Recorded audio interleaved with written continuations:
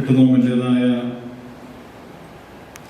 മൂന്നാം ദിവസത്തിലേക്ക് നാം കടന്ന് വചന സന്ദേശം കേൾക്കുവാനായിട്ട് നാം ഒരുങ്ങുകയാണ്. ദൈവത്തിൻ്റെ വലിയതായ കൃപ, കരുണ നമ്മോട് കൂടെ ഇരുന്ന് നമ്മെ വഴി നടത്തിയതായ എല്ലാത്തിനെയും ഓർത്ത് നമുക്ക് ദൈവത്തിനെ മുന്നമേ മഹത്വപ്പെടുത്താം. ദൈവത്തെ സ്തുതിക്കാം, സ്തോത്രം ചെയ്യാം.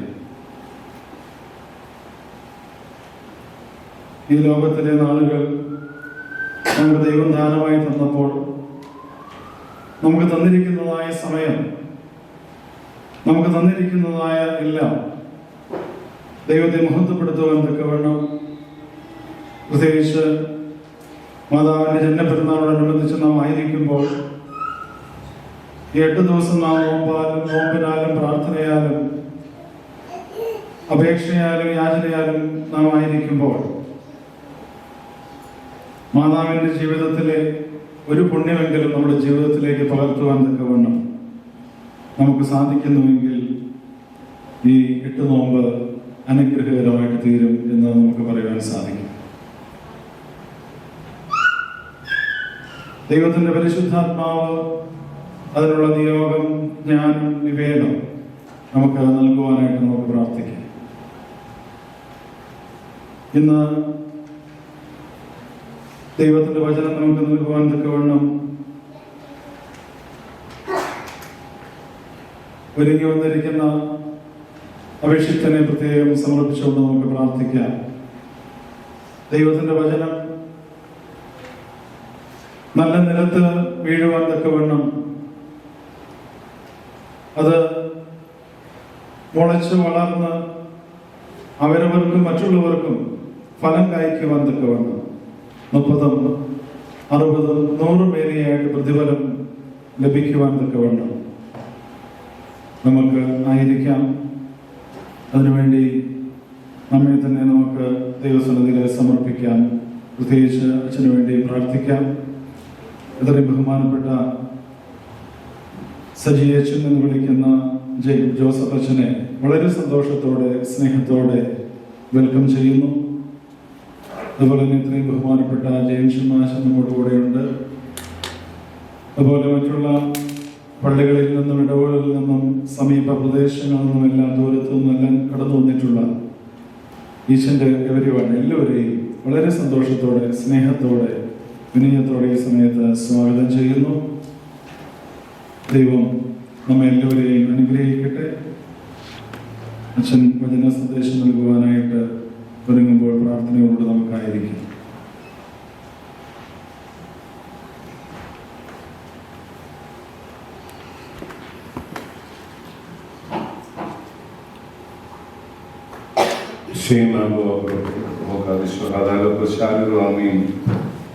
ഇത്രയും ബഹുമാനപ്പെട്ട ഗീവർഗീസ് ജേക്കബ് അച്ഛൻ, ബഹുമാനപ്പെട്ട ശമാശന്മാരെ, കർത്താവിൽ ഏറ്റവും സ്നേഹിക്കപ്പെടുന്ന വിശ്വാസികളുടെ സമൂഹമേ, ഇന്നലെയും മിനിഞ്ഞാന്നുമായി നാം ഒരുമിച്ച് ദൈവിക സാന്നിധ്യത്തിൽ തുടരുവാൻ ദൈവം നൽകിയ അവസരത്തിനായി ദൈവത്തെ നമുക്ക് മഹത്വപ്പെടും. ഇന്നേ ദിവസം ധ്യാനത്തിനായി നാം ഒരുങ്ങുമ്പോൾ ഒരു നിമിഷം കൂടെ നമ്മുടെ തലകളെ നമുക്ക് വണക്കി ദൈവസന്നിധിയിലായിരിക്കും.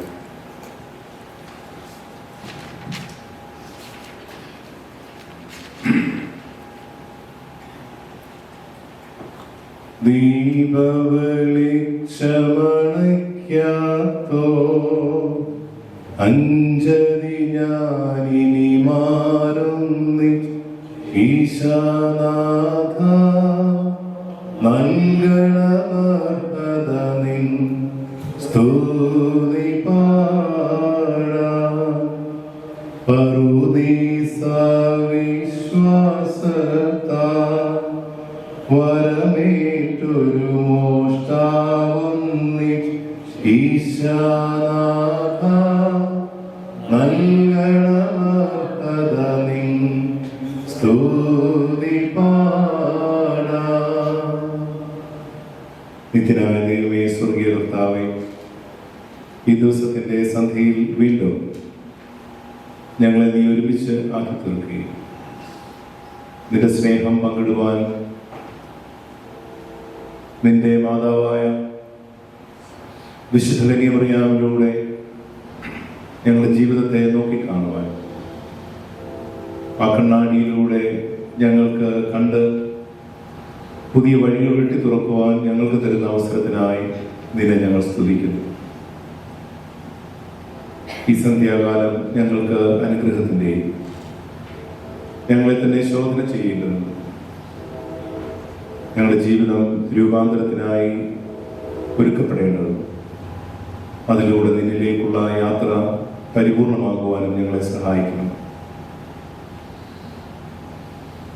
ബലഹീനാടിയുടെ വായനവചനങ്ങളും ഞങ്ങളെ ഒരുമിച്ചുള്ള ധ്യാനവും അവിടത്തേക്ക് കേൾക്കപ്പെടുന്നതും അംഗീകരിക്കപ്പെടുവാങ്ങി തീർക്കുമാറാകണമേ. ആമേൻ. 2 ദിവസമായി നാം ശ്രീമതിയായ മാതാവിൻ്റെ ജീവിത ദർശനത്തിൽ ചില കാണാ കാഴ്ചകൾ നമ്മൾ കണ്ടുകൊണ്ടിരിക്കുകയായിരുന്നു.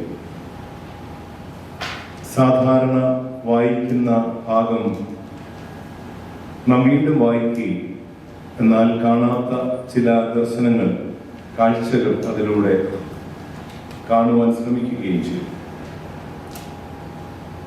ലൂക്കോസിന്റെ സുവിശേഷം 1-ാം അധ്യായത്തിന്റെ 26 മുതലുള്ള വാക്യങ്ങളാണ് ഈ ദിനങ്ങൾ പൂർണ്ണമായും ദൈവമാതാവിന്റെ ജീവിതത്തോട് ചേർന്ന് ധ്യാനിക്കുവാനായി നാം തിരഞ്ഞെടുത്തത് എന്ന് ആദ്യമേ ഞാൻ ഓർമ്മിപ്പിച്ചിരുന്നത്. 1-ാം ദിവസം മാതാവിന്റെ ജീവിതം നാം കാണാത്ത തരത്തിൽ 3-ാം വയസ്സ് മുതൽ 13-ാം വയസ്സ് വരെയും പ്രതിസന്ധികളുടെയും എന്നാൽ അതേ സമയത്ത് തന്നെ പ്രത്യാശയുടെയും നല്ല കൂട്ടുകെട്ടിന്റെയും ജീവിതമാക്കി മാറ്റി എന്ന് പറയുകയുണ്ടായി. എന്നാൽ ഇന്നലെ നാം കണ്ടത് മാതാവ് എപ്രകാരമാണ് ക്രിസ്തുവിനെ സ്വീകരിച്ചത്, അഥവാ ഞാൻ കർത്താവിൻ്റെ ദാസി എന്ന് പറയുവാനുള്ള സാഹചര്യം എന്താണ് എന്നുള്ളതാണ്. കർത്താവിൻ്റെ ദാസി എന്ന് മാതാവ് എന്തിനു പറഞ്ഞു എന്നുള്ളതല്ല, അങ്ങനെ പറയുവാനുള്ള സാഹചര്യം എന്തായിരുന്നു എന്നാണ് ഇന്നലെ നാം ശ്രദ്ധിച്ചത്. എന്നാൽ ആ ഭാഗത്ത്, ആ വാക്യത്തിൽ ഒരു 2-ാം ഭാഗം ഉണ്ടായിരുന്നു. ആ 2-ാം ഭാഗം ഇന്നലെ ശ്രദ്ധയോടെ ഞാൻ ഉപയോഗിച്ചില്ല അഥവാ പറഞ്ഞില്ല എന്ന് നിങ്ങൾ ശ്രദ്ധിച്ചു എന്ന് ഞാൻ കരുതുകയാണ്. 1-ാം ഭാഗം പറയുന്നത് ഞാൻ കർത്താവിന്റെ ദാസി എന്നാണ്. എന്നാൽ 2-ാം ഭാഗം ലൂക്കോസിന്റെ സുവിശേഷം 1-ാം അധ്യായത്തിന്റെ 38-ാം വാക്യം അവസാനിപ്പിക്കുമ്പോൾ ഇങ്ങനെ നമ്മൾ കാണുന്നു. അവിടെ വരെ നമ്മൾ ഇന്നലെ വായിച്ചിരുന്നു. എന്നാൽ 2-ാം ഭാഗം എന്താണ്? നിന്റെ വചനം പോലെ എനിക്ക് സംഭവിക്കട്ടെ എന്ന് പറയുകയാണ്. മാതാവ് തന്റെ ജീവിതം ഇന്ന് വരെയും എങ്ങനെയായിരുന്നു എന്നുള്ളതല്ല, ഇനി മുതൽ നിന്റെ ഹിതം പോലെ സംഭവിക്കട്ടെ എന്ന് പറയുകയാണ്.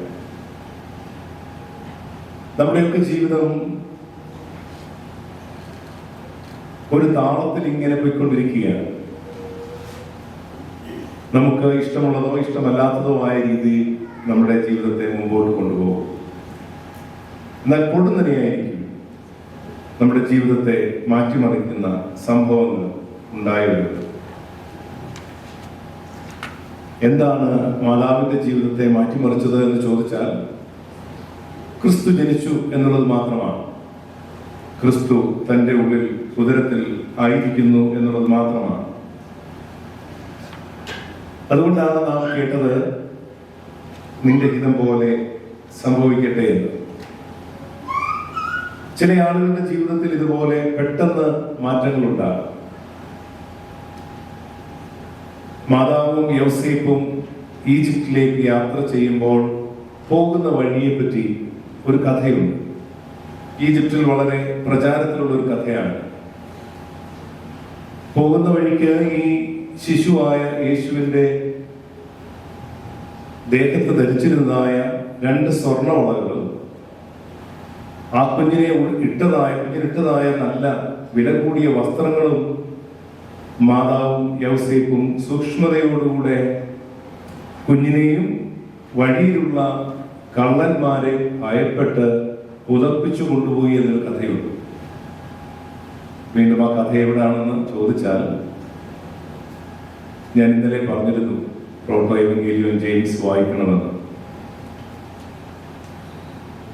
അവിടെ ഇങ്ങനെയാണ് സൂചിപ്പിക്കുന്നത്, ഈ പോകുന്ന വഴിയിലെ കള്ളന്മാരെ ഭയന്ന കുഞ്ഞുമായി പോകുമ്പോൾ ഒരു ദിവസം അവർ വഴിയരികിൽ വെച്ച് കുഞ്ഞിനെ ഒരു സ്ഥലത്ത് വഴിയമ്പലത്തിൽ വെച്ച് ചില പ്രാഥമിക കാര്യങ്ങൾക്കായിട്ട് അവർ പോവുകയാണ്. എന്നാൽ ഇവരുടെ കൂട്ടത്തിൽ ശലോം എന്ന് പറയുന്ന ഒരു സ്ത്രീയുണ്ട്.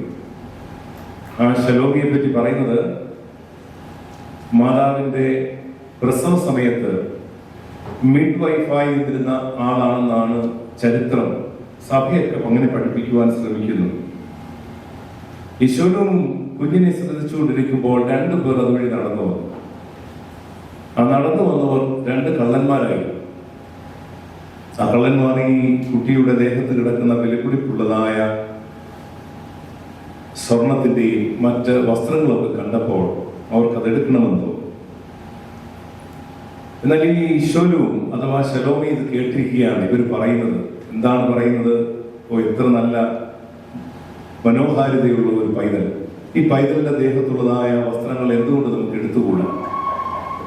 എന്തുകൊണ്ട് ഈ കുട്ടിയുടെ ദേഹത്ത് കിടക്കുന്ന സ്വർണ്ണവളകൾ എടുത്തുകൊണ്ട് പോയിക്കൂടാ? 2 പേര് തമ്മിൽ ഇങ്ങനെ ഡിബേറ്റ് ചെയ്ത് ഫൈനലാവുന്നത്, അവസാനിപ്പിക്കുന്നത് എങ്ങനെയാണ്? ഒരുത്തൻ പറയുന്നു, ഈ പൈതലിനെ കണ്ടിട്ട് എനിക്കത് എടുക്കുവാൻ തോന്നുന്നില്ല, അതുകൊണ്ട് ഞാനൊരു കാര്യം ചെയ്യാം, നീ അത് എടുക്കാതിരുന്നാൽ അതിന്റെ വില എത്രയാണോ അത് ഞാൻ നിനക്ക് തരാം. എനിക്ക് അത്രമാത്രം ഈ പൈതലിനെ ഇഷ്ടപ്പെട്ടു. അതുകൊണ്ട് ഈ പൈതലിനെ ഉപദ്രവിക്കാതെ, ഈ സ്വർണ്ണ വളകൾ എടുക്കാതെ, ഉടുപ്പെടുക്കാതെ പോകുമ്പോൾ ഇനിയും നാം മോഷ്ടിക്കുന്നത് മുഴുവനായി നിനക്ക് തരികയും അഥവാ ഇതിന്റെ വിലയും നിനക്ക് ഞാൻ നൽകിയിരിക്കാം എന്ന് പറഞ്ഞു. കേൾക്കുന്നത് ശലോംകാരിയാണ്, അഥവാ ശലോമിയാണ്. പിന്നീട് കഥ ഇങ്ങനെയാണ് പറയുന്നത്, നമ്മുടെ കർത്താവിനെ ക്രൂശിച്ചപ്പോൾ നാം കാണുന്ന അതിന് ചുറ്റുവട്ടം നിന്നതായ ചില സ്ത്രീകളുടെ പേരുകളിൽ ശലോമി എന്നൊരു പേര് വരുന്നുണ്ട്. അവിടെ ക്രിസ്തുവിനോട് കൂടെ ക്രൂശിച്ച 2 കള്ളന്മാരുടെ കഥ പറയുകയും ആ കള്ളന്മാരിൽ ഒരുവൻ ആരാണോ ഈ വസ്ത്രം മോഷ്ടിക്കരുതായിരുന്നു, അതിന് പണം നൽകാമെന്ന് പറഞ്ഞവൻ, അവൻ കർത്താവിനോട് പറയുകയാണ്, കർത്താവെ, എന്നെ പറുദീസയിൽ നിന്നോടുകൂടെ ഇരുത്തണമേ എന്ന് പറയുന്ന ഒരു ചരിത്ര ഭാഗം പറയുന്നു. അതുകൊണ്ടാണ് ഒരു പക്ഷെങ്കിൽ നിങ്ങൾ കേട്ടിട്ടുള്ളതായ, ഇപ്പോൾ നാം പാടിയതായ ഒരു പാട്ടിന്റെ അർത്ഥം ആഴത്തിൽ നമ്മൾ ഇങ്ങനെ കേൾക്കുന്നത്. പറുദീസ നൽകപ്പെട്ട പറുദീസ വിശ്വാസത്താൽ വരമേറ്റൊരു മോഷ്ടാവൊന്നിച്ച് ഈശാനാഥ നൽകണമർഹത നിൻ സ്തുതി പാടാം. സിറൂഗ് എന്ന് പറയുന്ന സ്ഥലത്ത് 5-ാം നൂറ്റാണ്ടിൽ ജീവിച്ചിരുന്ന യാക്കോബ് എന്ന് പറയുന്ന ഒരു നമ്മുടെ സഭാപിതാവ് ഉണ്ടായിരുന്നു. ആ സഭാപിതാവ് ഇങ്ങനെ ഗാനങ്ങൾ എഴുതിയപ്പോൾ അദ്ദേഹത്തിന്റെ ഒരു ദർശനം ഇങ്ങനെ പറയുന്നതായി ചരിത്രത്തിൽ രേഖപ്പെടുത്തിയിട്ടുണ്ട്. ഞാൻ സ്വർഗത്തിന്റെ വാതിലിലേക്ക് ചെല്ലുമ്പോൾ അവിടെ പത്രോസിനെ കാണുന്നതിനേക്കാൾ എനിക്കിഷ്ടം ഈ കള്ളനെ അവിടെ കാണുന്നതാണ് എന്ന് പറയുന്നു. അതിനൊരു കാരണമുണ്ട്. കാരണം എന്ന് പറഞ്ഞാൽ, ജീവിതത്തിന്റെ മാറ്റത്തിന് വേണ്ടി തങ്ങളെ തന്നെ ശുദ്ധീകരിക്കുന്ന ആളുകളോടുകൂടെ ജീവിക്കുമ്പോഴാകുന്നു നമ്മുടെ ജീവിതത്തിന്റെ യഥാർത്ഥ ലക്ഷ്യം നമുക്ക് തിരിച്ചറിയുവാൻ സാധിക്കും. മാറ്റത്തിന് വേണ്ടി ജീവിക്കുന്നത്. ഇപ്പൊ ഇന്ന് നാം കേട്ടതായ വേദഭാഗം, ലൂക്കോസിന്റെ സുവിശേഷം 1-ാം അധ്യായത്തിന്റെ 38-ാം വാക്യത്തിന്റെ 2-ാം ഭാഗം നാം ഇങ്ങനെ കേട്ടു, നിന്റെ വചനം പോലെ എനിക്ക് സംഭവിക്കട്ടെ, അഥവാ നിന്റെ ഹിതം പോലെ എനിക്ക് സംഭവിക്കട്ടെ എന്ന് പറയുമ്പോൾ എന്തോ ഒരു പുതിയ മാറ്റം വന്ന മറിയമിനെയാണ് നാം ഇവിടെ കാണുന്നത്. മറിയമിനെയും കാണുന്നത് മുഴുവൻ പുതിയ കാഴ്ചകളാണ്. എന്തുകൊണ്ടാണ്? ഉള്ളിൽ വളർന്നുകൊണ്ടിരിക്കുന്നത് ദൈവമാണ്. ഉള്ളിൽ ദൈവം വളരുന്നവർക്ക് ആദ്യം ഉണ്ടാകുന്ന തോന്നലെന്ന് പറഞ്ഞാൽ അവ ഇതുവരെ നിന്നതിനെ മാറ്റേണ്ടതിനെ മാറ്റുകയും പുതിയ കാഴ്ചയിലൂടെ ലോകത്തെ കാണുവാനും ആ ലോകത്തിൽ നാം തന്നെ മാറ്റത്തിന്റെ വ്യക്തികളായി തീരുവാൻ ദൈവം നമ്മെ വിളിച്ചത് തിരിച്ചറിയുകയും ചെയ്യുകയാണ്. ലൂക്കോസിന്റെ സുവിശേഷം 1-ാം അധ്യായത്തിന്റെ 38-ാം വാക്യം മുതൽ ഇനി അതാണ് 39-ാം വാക്യം മുതൽ നാം കാണുന്നത് ഇതാണ്. അതുകൊണ്ട് നമുക്ക് ഇന്നത്തെ ആമുഖത്തിൽ തന്നെ നമുക്ക് ചോദിക്കേണ്ട ഒരു ചോദ്യമുണ്ട്. ഇന്നലെ പറഞ്ഞു വെച്ച് അവസാനിപ്പിച്ചത് എന്താ? പറഞ്ഞു വെച്ച് അവസാനിപ്പിച്ചത് ഞാൻ കർത്താവിന്റെ ദാസി എന്ന് പറയുമ്പോൾ കർത്താവിനെ വഹിക്കുവാൻ, ഉദരത്തിലാക്കുവാൻ ഓരോരുത്തരും ആഗ്രഹിക്കുന്നുവെങ്കിൽ അപ്രകാരം നമ്മുടെ ജീവിതം ക്രിസ്തുവിൽ വളരുവാൻ, ക്രിസ്തുവിൽ ആയി തീർന്നിട്ടുണ്ട് എങ്കിൽ അവിടെ പുതിയ കാഴ്ചകളുടെ തുടക്കമാണ്. ലോകം മുഴുവൻ പുതിയ കാഴ്ചയിലേക്ക് മാറുവാൻ സാധിക്കും. അല്ല എങ്കിൽ നമുക്ക് ആ മാറ്റത്തിന് ആദ്യമേ തന്നെ വിധേയമായി തീരേണ്ടിയിരിക്കുന്നു.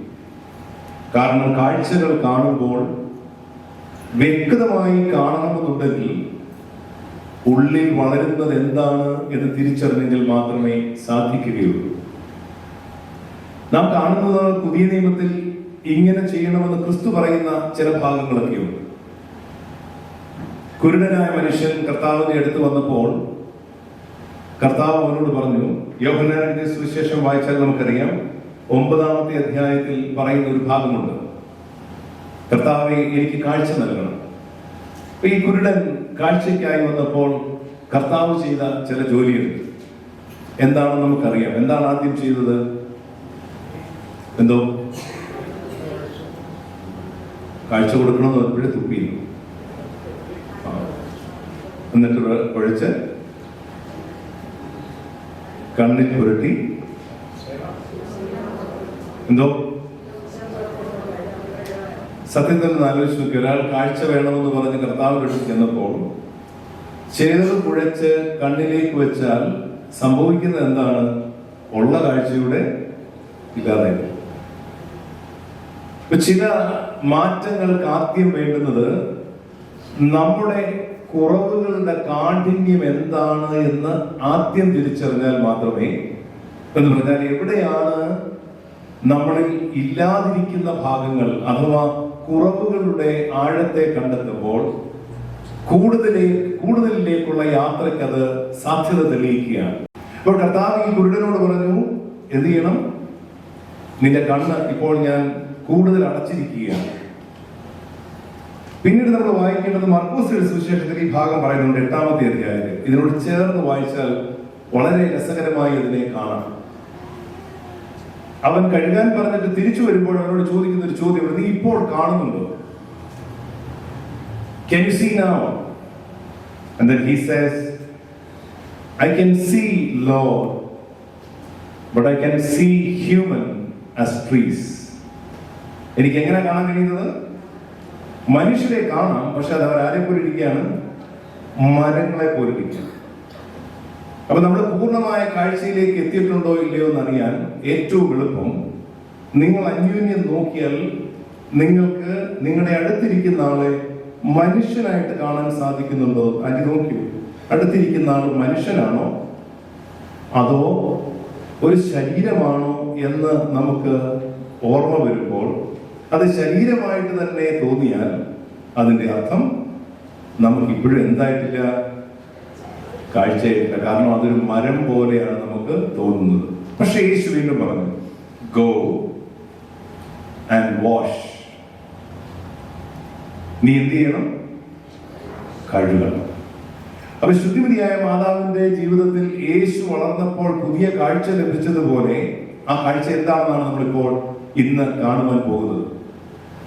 നാം ആ കാഴ്ച കാണുവാൻ ആഗ്രഹിക്കുമ്പോൾ മാതാവിനോടൊപ്പം യാത്ര ചെയ്യുന്നവരാണെങ്കിൽ നമ്മുടെ ജീവിതത്തിലും ചില കാഴ്ചകൾ കാണുവാൻ ഇതുവരെ കാണുവാൻ സാധിക്കാത്ത കാഴ്ചകൾ അവയെ അടഞ്ഞിട്ടുണ്ടെങ്കിൽ കഴുകുവാൻ കർത്താവ് പറയുകയാണ്. ഈ കഴുകുക എന്ന് പറഞ്ഞാൽ യേശുദമ്പുരാൻ പല പ്രാവശ്യം പറയുന്ന ചില ഉപമകളിൽ ഈ കഴുകൽ വളരെ പ്രാധാന്യം അർഹിക്കുന്ന ഒന്നാണ്. നിങ്ങൾ ശ്രദ്ധിച്ചിട്ടുണ്ടാകും, ശീമോൻ പത്രോസിനോടും കർത്താവ് പറയുന്നുണ്ട്, ഞാൻ കഴുകാൻ പോവാണ് നിന്നെ. അപ്പൊ ശീമോൻ പറയുന്നുണ്ട്, നീ എന്നെ കഴുകണ്ട എന്ന് പറയുന്നുണ്ട്. ഞാൻ എന്തിനാണ് ഈ കഴുകലിന്റെ കാര്യം വളരെ വീണ്ടും വീണ്ടും പറയുന്നത് ചോദിച്ചാൽ, ഒരാൾ ക്രിസ്തുവിനെ വഹിച്ച് വളർന്നു വലുതാകണമെങ്കിൽ കഴുകലിന്റെ എന്തിനെങ്കിലും ഉപേക്ഷിക്കണമെങ്കിൽ ഉപേക്ഷിക്കേണ്ടുന്നതിനെ ഉപേക്ഷിക്കാതെ മുമ്പോട്ട് പോകുവാൻ സാധിക്കില്ല. ശിമോൻ പറയുന്നത് അവസാനിപ്പിക്കുമ്പോൾ കർത്താവ് അതിനൊരു ഉത്തരം പറയുന്നതിനെ പിതാക്കന്മാർ ഇങ്ങനെയാണ് പാടി വെച്ചിരിക്കുന്നത്. ചെറിയോൻ തോ ഏവരെയും കഴുകി ശീമോനരികെ ചെന്നപ്പോൾ ചൊന്നാനൻ, കർത്താവേ നീയൻ പാദം കഴുകരുതൊരു നാളും.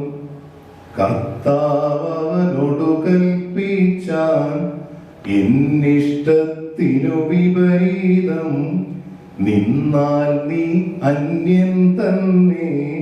കീപ്പാർ ചൊന്നാൻ, അയ്യോ എൻ തലയും മെയ്യും കഴുകേണം. ഇത് എവിടെ പാടുന്ന പാട്ടാണെന്നറിയോ? ഒരുപാട് പ്രാവശ്യം നമ്മൾ കണ്ടിട്ടുണ്ടല്ലേ, കാല കഴുകു കണ്ടത്. പക്ഷെ ഇത് എപ്പോഴെങ്കിലും നമുക്ക് നമ്മളെ തന്നെ ഒന്ന് കഴുകണമെന്ന് തോന്നിയിട്ടുണ്ടോ? അപ്പൊ ഈ ആമുഖം ഞാൻ പറയുവാൻ കാരണം, ക്രിസ്തുവിനെ ധരിച്ചവർ പുതിയ കാഴ്ച കാണണമെങ്കിൽ ധരിച്ചു എന്ന് നമ്മുടെ വാഗൊണ്ട് പറഞ്ഞാൽ മാത്രം പോരാ, മറിച്ച് നാം കഴുകിയ അനുഭവങ്ങളിലേക്ക് വരേണ്ടിയിരിക്കും. ചില ഉപേക്ഷണങ്ങൾ ഉപേക്ഷിച്ചേ മതിയാകും. അപ്പോഴതുകൊണ്ട് ഈ കാഴ്ച കാണുന്നതിന് മുമ്പ് ഒരു ഉദാഹരണം കൂടെ ഞാൻ പറയാം. നിങ്ങൾ കേട്ടിട്ടുണ്ടാകും, ഗോലിയാത്ത് എന്നൊരു മനുഷ്യനെ കൊല്ലുവാൻ ചെറിയൊരു മനുഷ്യനെ ദൈവം തിരഞ്ഞെടുക്കുന്നുണ്ട്, ദാവീദ്. 1 ശമൂവേലിന്റെ പുസ്തകം 17-ാം അധ്യായം വീട്ടിൽ പോയി വായിച്ചാൽ മതി. ഇവിടെ എന്നെ ഏറ്റവും ഹഠാത് ആകർഷിച്ചിട്ടുള്ള ഒരു വാക്യമുണ്ട്. ആ വാക്യം ഇങ്ങനെയാ പറയുന്നത്, ദാവീദ് ഗോലിയാത്തിനെ കൊല്ലുന്നതിന് മുമ്പായി കവണിയും കല്ലും എടുത്ത് പിടിച്ചപ്പോൾ ശൗൽ അദ്ദേഹത്തോട് പറയുന്നുണ്ട്, നീ വന്നേ, നീ പടക്കോപ്പുകളൊക്കെ ഒന്നിട്ടേ. അങ്ങനെ ശൗലിന്റെ എല്ലാ പടക്കോപ്പുകളും ദാവീദ് ഇടുകയാണ്. ദാവീദ് ഇതൊന്ന് ഇട്ട് നോക്കിയിട്ട് ദാവീദ് പറയുന്ന ഒരു വാക്യം എന്താ പറയുന്നത്? ദാവീദ് ഇങ്ങനെയാ പറയുന്നത്, എനിക്കിത് ശീലമില്ലാത്തതിനാൽ ഞാൻ ഊരിവെക്കും. 1 ശമൂവേൽ 17-ാം അധ്യായത്തിൽ ദാവീദ് പറയുന്ന വാക്യം പറഞ്ഞുകൊണ്ടാണ് നമുക്ക് തുടങ്ങേണ്ടത്. എന്താണ്? എനിക്കിത് ശീലമില്ലാത്തത് കൊണ്ട് ഞാൻ അതിനെ ഊരിവെക്കാൻ പോവുകയാണ്. അപ്പോൾ ഇനിയും നമ്മുടെ ജീവിതത്തിന്റെ പുതിയ കാഴ്ചകളിലേക്ക് നമ്മളെ തന്നെ തിരഞ്ഞെടുക്കുമ്പോൾ നാം ഒരുക്കപ്പെട്ടവരാണ് എന്നുള്ള ബോധ്യത്തിലേക്ക് മുമ്പോട്ട് പോകാം. ഞാൻ ഇന്നലെ പറഞ്ഞതുപോലെ ഒന്നുകൂടെ ചോദിച്ച് ഈ ചോദ്യത്തിന്റെ മുമ്പിൽ നിങ്ങളെ കൊണ്ടുവരികയാണ്. നമ്മുടെ ജീവിതത്തിന്റെ ഇപ്പോഴത്തെ സാഹചര്യം ഈ കഴുകലിലൂടെ മുമ്പോട്ട് വന്ന് നിൽക്കുകയാണ് എന്ന് വെച്ചാൽ, നമ്മെ കണ്ടാൽ, നമ്മളെ ഓരോരുത്തരെയും കണ്ടാൽ ക്രിസ്തുവിനെ വഹിച്ചവരാണ് എന്ന് തോന്നുമാറാണോ നമ്മുടെ ജീവിതം? എങ്കിലേ ഈ പുതിയ കാഴ്ചയിൽ ഒരുമിച്ച് പോകുവാൻ സാധിക്കുകയുള്ളൂ. നമ്മളെ കണ്ടാൽ അങ്ങനെ തോന്നുമോ? ഞാൻ ഇന്നലെ നിങ്ങൾ സ്ത്രീകളോട് ചോദിച്ചു, നിങ്ങളുടെ പുരുഷന്മാരെ കണ്ടാൽ അങ്ങനെ തോന്നുമോ എന്ന്. ഇപ്പൊ ഞാൻ ആദ്യമേ ഒരു എക്സസൈസ് തന്നിട്ടങ്ങ് പോകാം. ഇന്ന് വൈകുന്നേരം ഈ കൺവെൻഷൻ കഴിഞ്ഞ് നിങ്ങൾ വീട്ടിലേക്ക് പോകുമ്പോൾ ഇവിടെ വന്നിരിക്കുന്ന മിക്കവാറും ആളുകൾ നിങ്ങൾ ഫാമിലിയായിട്ട് വന്നവരാണ്. നിങ്ങൾ വീട്ടിൽ ചെല്ലുമ്പോൾ നിങ്ങളുടെ ഗരാജിൽ വണ്ടി ഇട്ടിട്ട് ഭർത്താക്കന്മാർ വണ്ടിയിൽ തന്നെ ഇരിക്കണം, ഭാര്യ വീടിനുള്ളിൽ കയറണം. വീടിനുള്ളിൽ കയറി കതകിന് പിറകിൽ സ്ത്രീ നിന്നിട്ട് അഥവാ ഭാര്യ നിന്നിട്ട് പിന്നീട് ഭർത്താക്കന്മാർ ചെന്ന് ഈ കതകിന് രണ്ട് മുട്ടുമുട്ടും. അപ്പോഴാര് തുറന്നു കൊടുക്കും? ഭാര്യ തുറന്നു കൊടുക്കും. അപ്പൊ ഈ ഭാര്യ ഭർത്താവിനെ കണ്ടിട്ട് വേണം എന്റെ കർത്താവ് വരുന്നു എന്ന് പറയാം. കാരണം ഈ രൂപാന്തരത്തിനാണ് 2 ദിവസം നമ്മൾ എത്ര അധികമായി സംസാരിച്ച് 2 ദിവസമായിട്ട് പറഞ്ഞതാണ്. അതുകൊണ്ട് നിങ്ങളുടെ ഭർത്താക്കന്മാരെ കാണുമ്പോൾ നിങ്ങൾക്ക് ആരെ പോലെ തോന്നണം? കർത്താവിനെ പോലെ. പറ്റുമോ? എന്റെ അച്ഛ ആ മനുഷ്യൻ വരുന്ന വരവ് കണ്ടാൽ അല്ലേ, അദ്ദേഹം ഒന്ന് നേരെ വന്നിട്ട് വേണമല്ലോ കർത്താവാണെന്ന് പറയാനൊക്കെ പറയുന്നവർ. എന്നാ വേണ്ട, തിരിച്ചായിക്കോട്ടെ. നമ്മൾ ഈ ഭാര്യമാര് വണ്ടി ഓടിച്ചു പോകുന്ന പതിവുണ്ടല്ലോ. ഇന്ന് ഭാര്യമാരാദ്യം ഇന്ന് വണ്ടി ഓടിച്ചോട്ടെ, അവർ വണ്ടിയിലിരിക്കട്ടെ, പുരുഷന്മാരകത്ത് കയറുക. അതിനുശേഷം ഭാര്യ ചെന്നിട്ട് 2 കൊട്ടുകൊട്ടുക എന്ന് പറഞ്ഞാൽ കതകിനിട്ട് കൊട്ടുക എന്ന് ഞാൻ പറഞ്ഞത്. ഭർത്താക്കന്മാർ ഈ കതവ് തുറക്കുമ്പോൾ സ്വന്തം ഭാര്യയെ കാണുമ്പോൾ എത്ര പേർക്ക് പറയാൻ സാധിക്കും, എൻ്റെ ഭാര്യയെ കാണുമ്പോൾ കർത്താവിൻ്റെ അനുഭവം എനിക്ക് വരുന്നു? പറ്റുമോ? ഇവിടെയാണ് നമ്മൾ ഇന്ന് തുടങ്ങുന്നത്. നമ്മുടെ ജീവിതം മറിയമിനോട് ചേർത്ത് വെച്ച് ഒരു പുതിയ നിയോഗത്തിലേക്ക്, പുതിയ കാഴ്ചയിലേക്ക് പോവുകയാണ്. എന്താണ് കാഴ്ച എന്ന് 39-ാം വാക്യം മുതൽ നാം വായിച്ചു തുടങ്ങുന്നു. 39-ാം വാക്യം വായിക്കാം. ആ നാളുകളിൽ മറിയ എഴുന്നേറ്റ് മലനാട്ടിൽ യഹൂദ്യ പട്ടണത്തിൽ ബന്ധപ്പെട്ടു ചെന്നു.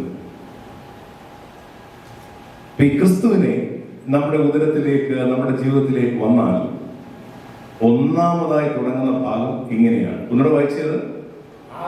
ആ നാളുകളിൽ മറിയ എഴുന്നേറ്റ് മലനാട്ടിൽ യഹൂദ്യ പട്ടണത്തിൽ ബന്ധപ്പെട്ടു ചെന്നു. യഹൂദ്യ പട്ടണത്തിൽ ആരാണ് ഇവിടെ ഉള്ളത്? എലിസബത്ത് ആരാണ്? അമ്മായി എന്ന് പറഞ്ഞാൽ ഹന്നായുടെ സഹോദരി. എന്തുകൊണ്ടായിരിക്കും മറിയം പെട്ടെന്ന് എലിസബത്തിനെ കാണണമെന്ന് തോന്നിയത്? എന്തോ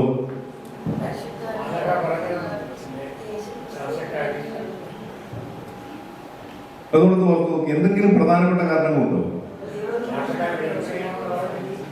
ചാർച്ചക്കാരി ഗർഭിണിയാണെന്ന് പറഞ്ഞു, എന്നാ പോയി നോക്കിയേക്കാൻ ഗർഭിണിയാണോ? അങ്ങനെയാണോ? പിന്നെ സഹായിക്കാൻ, ഇത്രയും നാളെ സഹായിക്കാൻ ഇപ്പൊ പോയത്? വയസ്സായി കഴിഞ്ഞപ്പോൾ പ്രായത്തിലുള്ള ഒരാൾക്ക് ഗർഭവതിയായപ്പോൾ അവരെ ശുശ്രൂഷിക്കാനായി പോയല്ലേ? അതാണോ? എന്തോ മാതാവ് ഗർഭം ധരിച്ചു. നമുക്ക് സന്തോഷമെന്ന് നമ്മൾ നാട്ടുകാരോട് പറഞ്ഞില്ല, പിന്നെ ആരോടാ പറയാനല്ലേ? ആ, പ്രവർത്തനം ഉണ്ടായി എന്നുള്ളതാണ്. പരിശുദ്ധാത്മാവിന്റെ പ്രവർത്തനം കൊണ്ടാണ് പോയത്. എലിസബത്ത് അങ്ങനെയാണ് പറയുന്നത്. പല പല കാരണങ്ങളാണ് നമ്മൾ പറയുന്നത്. അനുഗ്രഹിക്കപ്പെട്ടവരെ, ക്രിസ്തു ഉള്ളിൽ ജനിച്ചു കഴിഞ്ഞാൽ, ഞാൻ ഇന്നലെ അതിന്റെ ക്ലൂ നിങ്ങൾക്ക് നൽകിയിരുന്നു, പിന്നീട് പ്രവർത്തിക്കുന്നത് ഉള്ളിലുള്ള ക്രിസ്തുവാണ്. എന്തുകൊണ്ട് മാതാവ് എലിസബത്തിനെ കാണുവാനായി ഒരുക്കപ്പെടുന്നു എന്ന് ചോദിച്ചാൽ, മാതാവ് തന്റെ ജീവിതത്തെ ലോകത്തിന് ഇനിയും കാഴ്ചവെക്കുന്നത് മാതാവിന്റെ മുഖമായിട്ടല്ല, ക്രിസ്തുവിന്റെ മുഖമായിട്ടാണ്. അതുകൊണ്ട് എന്താണോ ക്രിസ്തു പ്രവർത്തിക്കേണ്ടുന്നത് എന്നുള്ളതനുസരിച്ചാണ് നമ്മുടെ ജീവിതത്തിന്റെ ഓരോ നിമിഷത്തെയും തീരുമാനങ്ങളെ മുമ്പോട്ട് കൊണ്ടുപോകേണ്ടത്.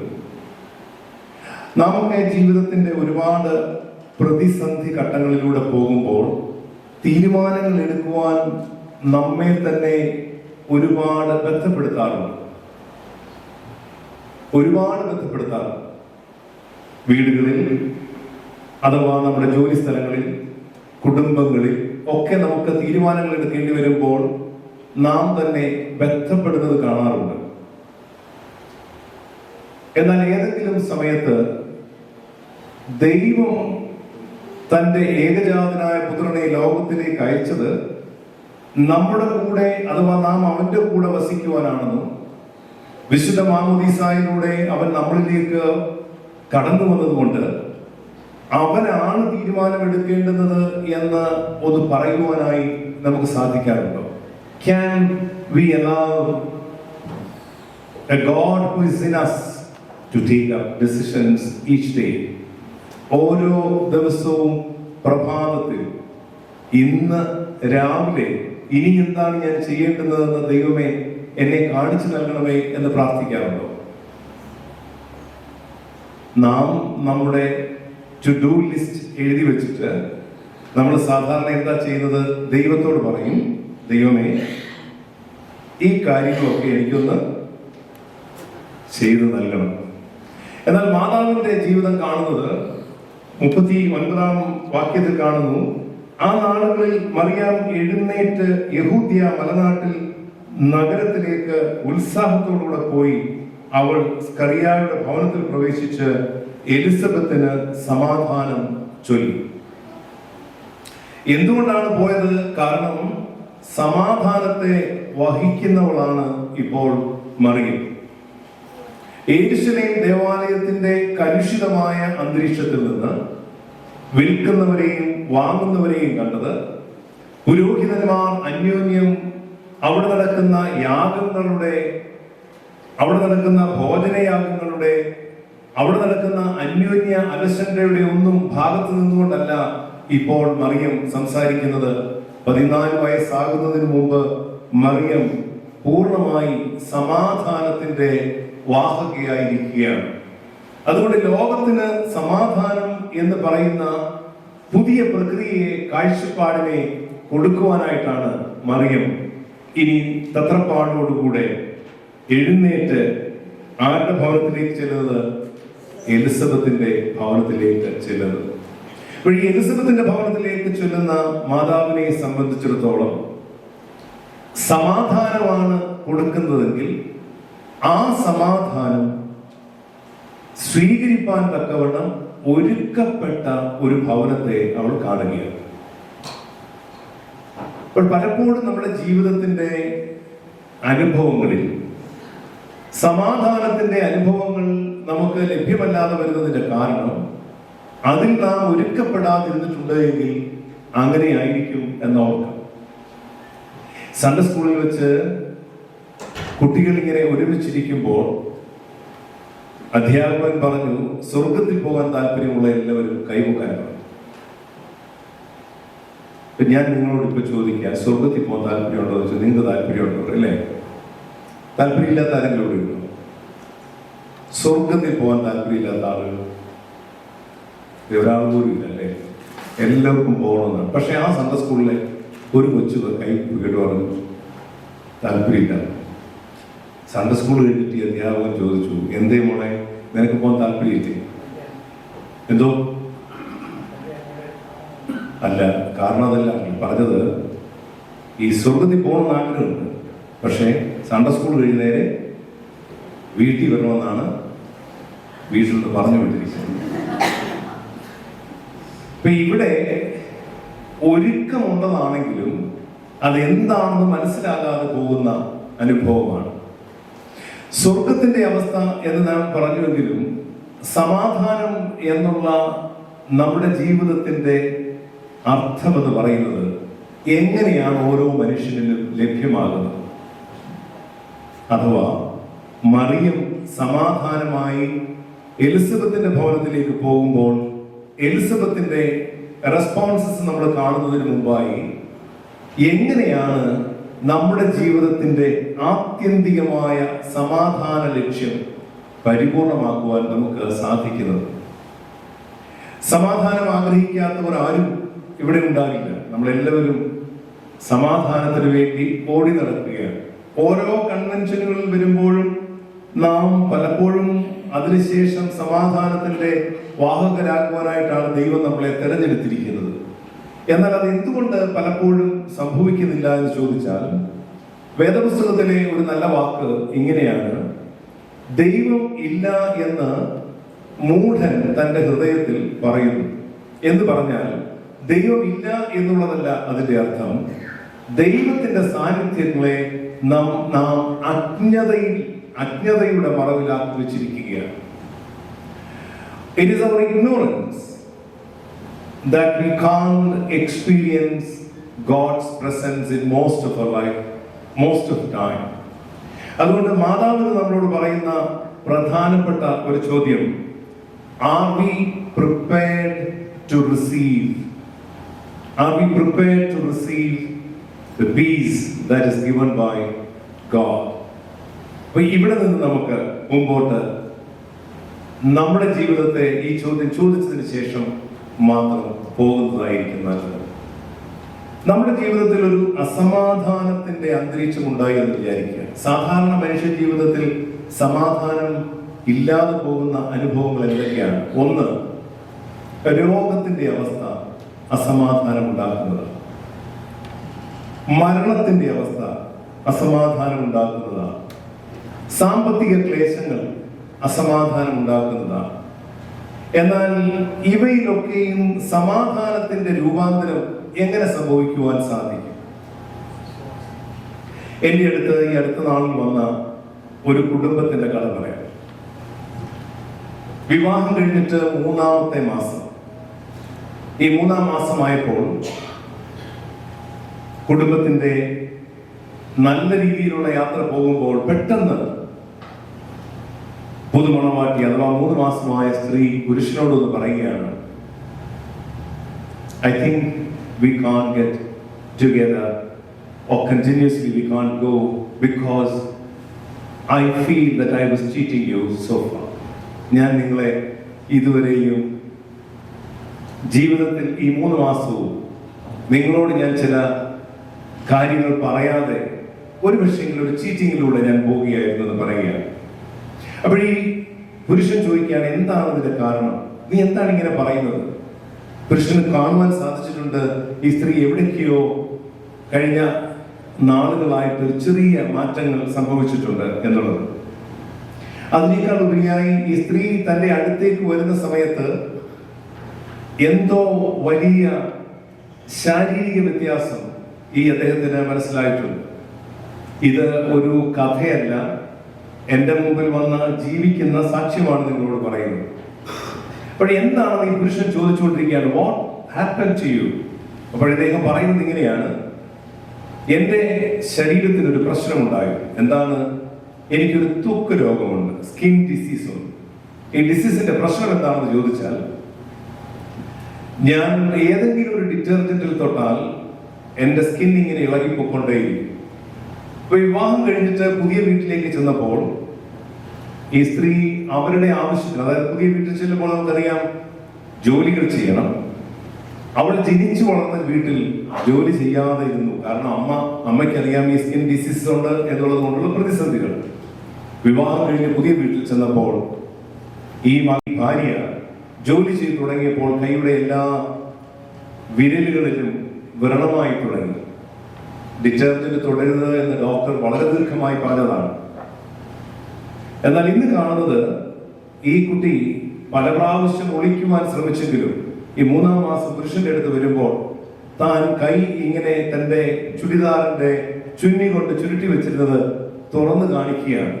ഈ മനുഷ്യൻ എപ്പോഴാണ് കാണുന്നത്, ഈ കൈകളുടെ 10 വിരലുകളും ഏതാണ്ട് നാറ്റം വമിക്കുന്ന രീതിയിലായിരിക്കുകയാണ്. ഈ പുരുഷനെയും സ്ത്രീയെയും എനിക്കറിയാവുന്നത് കൊണ്ട് അടുത്ത ഭാഗം പറയട്ടെ. ഈ സ്ത്രീ പറയുകയാണ്, ഞാൻ വിവാഹത്തിന് മുമ്പ് ഇത് പറയേണ്ടിയിരുന്നു. എന്നാൽ ഞാൻ ഭയന്നത് ഈ വിവാഹം നടക്കില്ലല്ലോ എന്ന് വിചാരിച്ചതാണ്. എന്നാൽ ഇന്ന് എനിക്ക് തോന്നുന്നത്, ഇനി നിങ്ങളെ ഞാൻ ഇങ്ങനെ എന്റെ ജീവിതത്തിലുള്ള ഈ പ്രതിസന്ധിയെ പറയാതിരിക്കുന്നത് എന്നോട് തന്നെ ചെയ്യുന്ന ചതിയായിരിക്കുമെന്ന് പറയുകയാണ്. അനുഗ്രഹിക്കപ്പെട്ടവരെ, സാധാരണഗതിയിൽ നമ്മുടെയൊക്കെ ജീവിതത്തിൽ കാണുന്നത് ഇങ്ങനെ മാറ്റപ്പെടുന്ന ബന്ധങ്ങളായിരിക്കും ആ സാഹചര്യത്തിൽ. എന്നാൽ ഈ പുരുഷൻ ഈ കുട്ടിയെ ചേർത്ത് പിടിച്ചു എന്നാണ് ജീവിക്കുന്ന കഥ. പിടിച്ചിട്ട് ആ മകളോട് പറഞ്ഞു, മോളെ, എന്റെ ജീവിതത്തിന്റെ അന്ത്യത്തോളം ശുശ്രൂഷിക്കുവാനായി ദൈവം തന്ന നിധിയാണ് നീ. എന്റെ ജീവിതത്തിന്റെ അന്ത്യത്തോളം ശുശ്രൂഷിക്കുവാനായി ദൈവം തന്ന നിധിയാണ് നീ. ആ ബന്ധം ഇപ്പോഴും തുടരുന്നുണ്ട്. എന്നാൽ അത്ഭുതപ്പെടുത്തുന്നത് ആ കഥയിൽ അതല്ല. ഏതാനും മാസങ്ങൾക്ക് ശേഷം ഈ കുട്ടിയുടെ കൈ സൂക്ഷിച്ചു നോക്കിയപ്പോൾ അവൾക്ക് മനസ്സിലായ ഒരു കാര്യം, ഡിറ്റർജന്റോ ഈ ഭൂമിയിലുള്ള യാതൊന്ന് തൊട്ടാലും ഇപ്പോൾ അവൾക്ക് യാതൊരു പ്രശ്നവുമില്ല. അവളുടെ കരം പൂർണ്ണമായി സൗഖ്യമായി.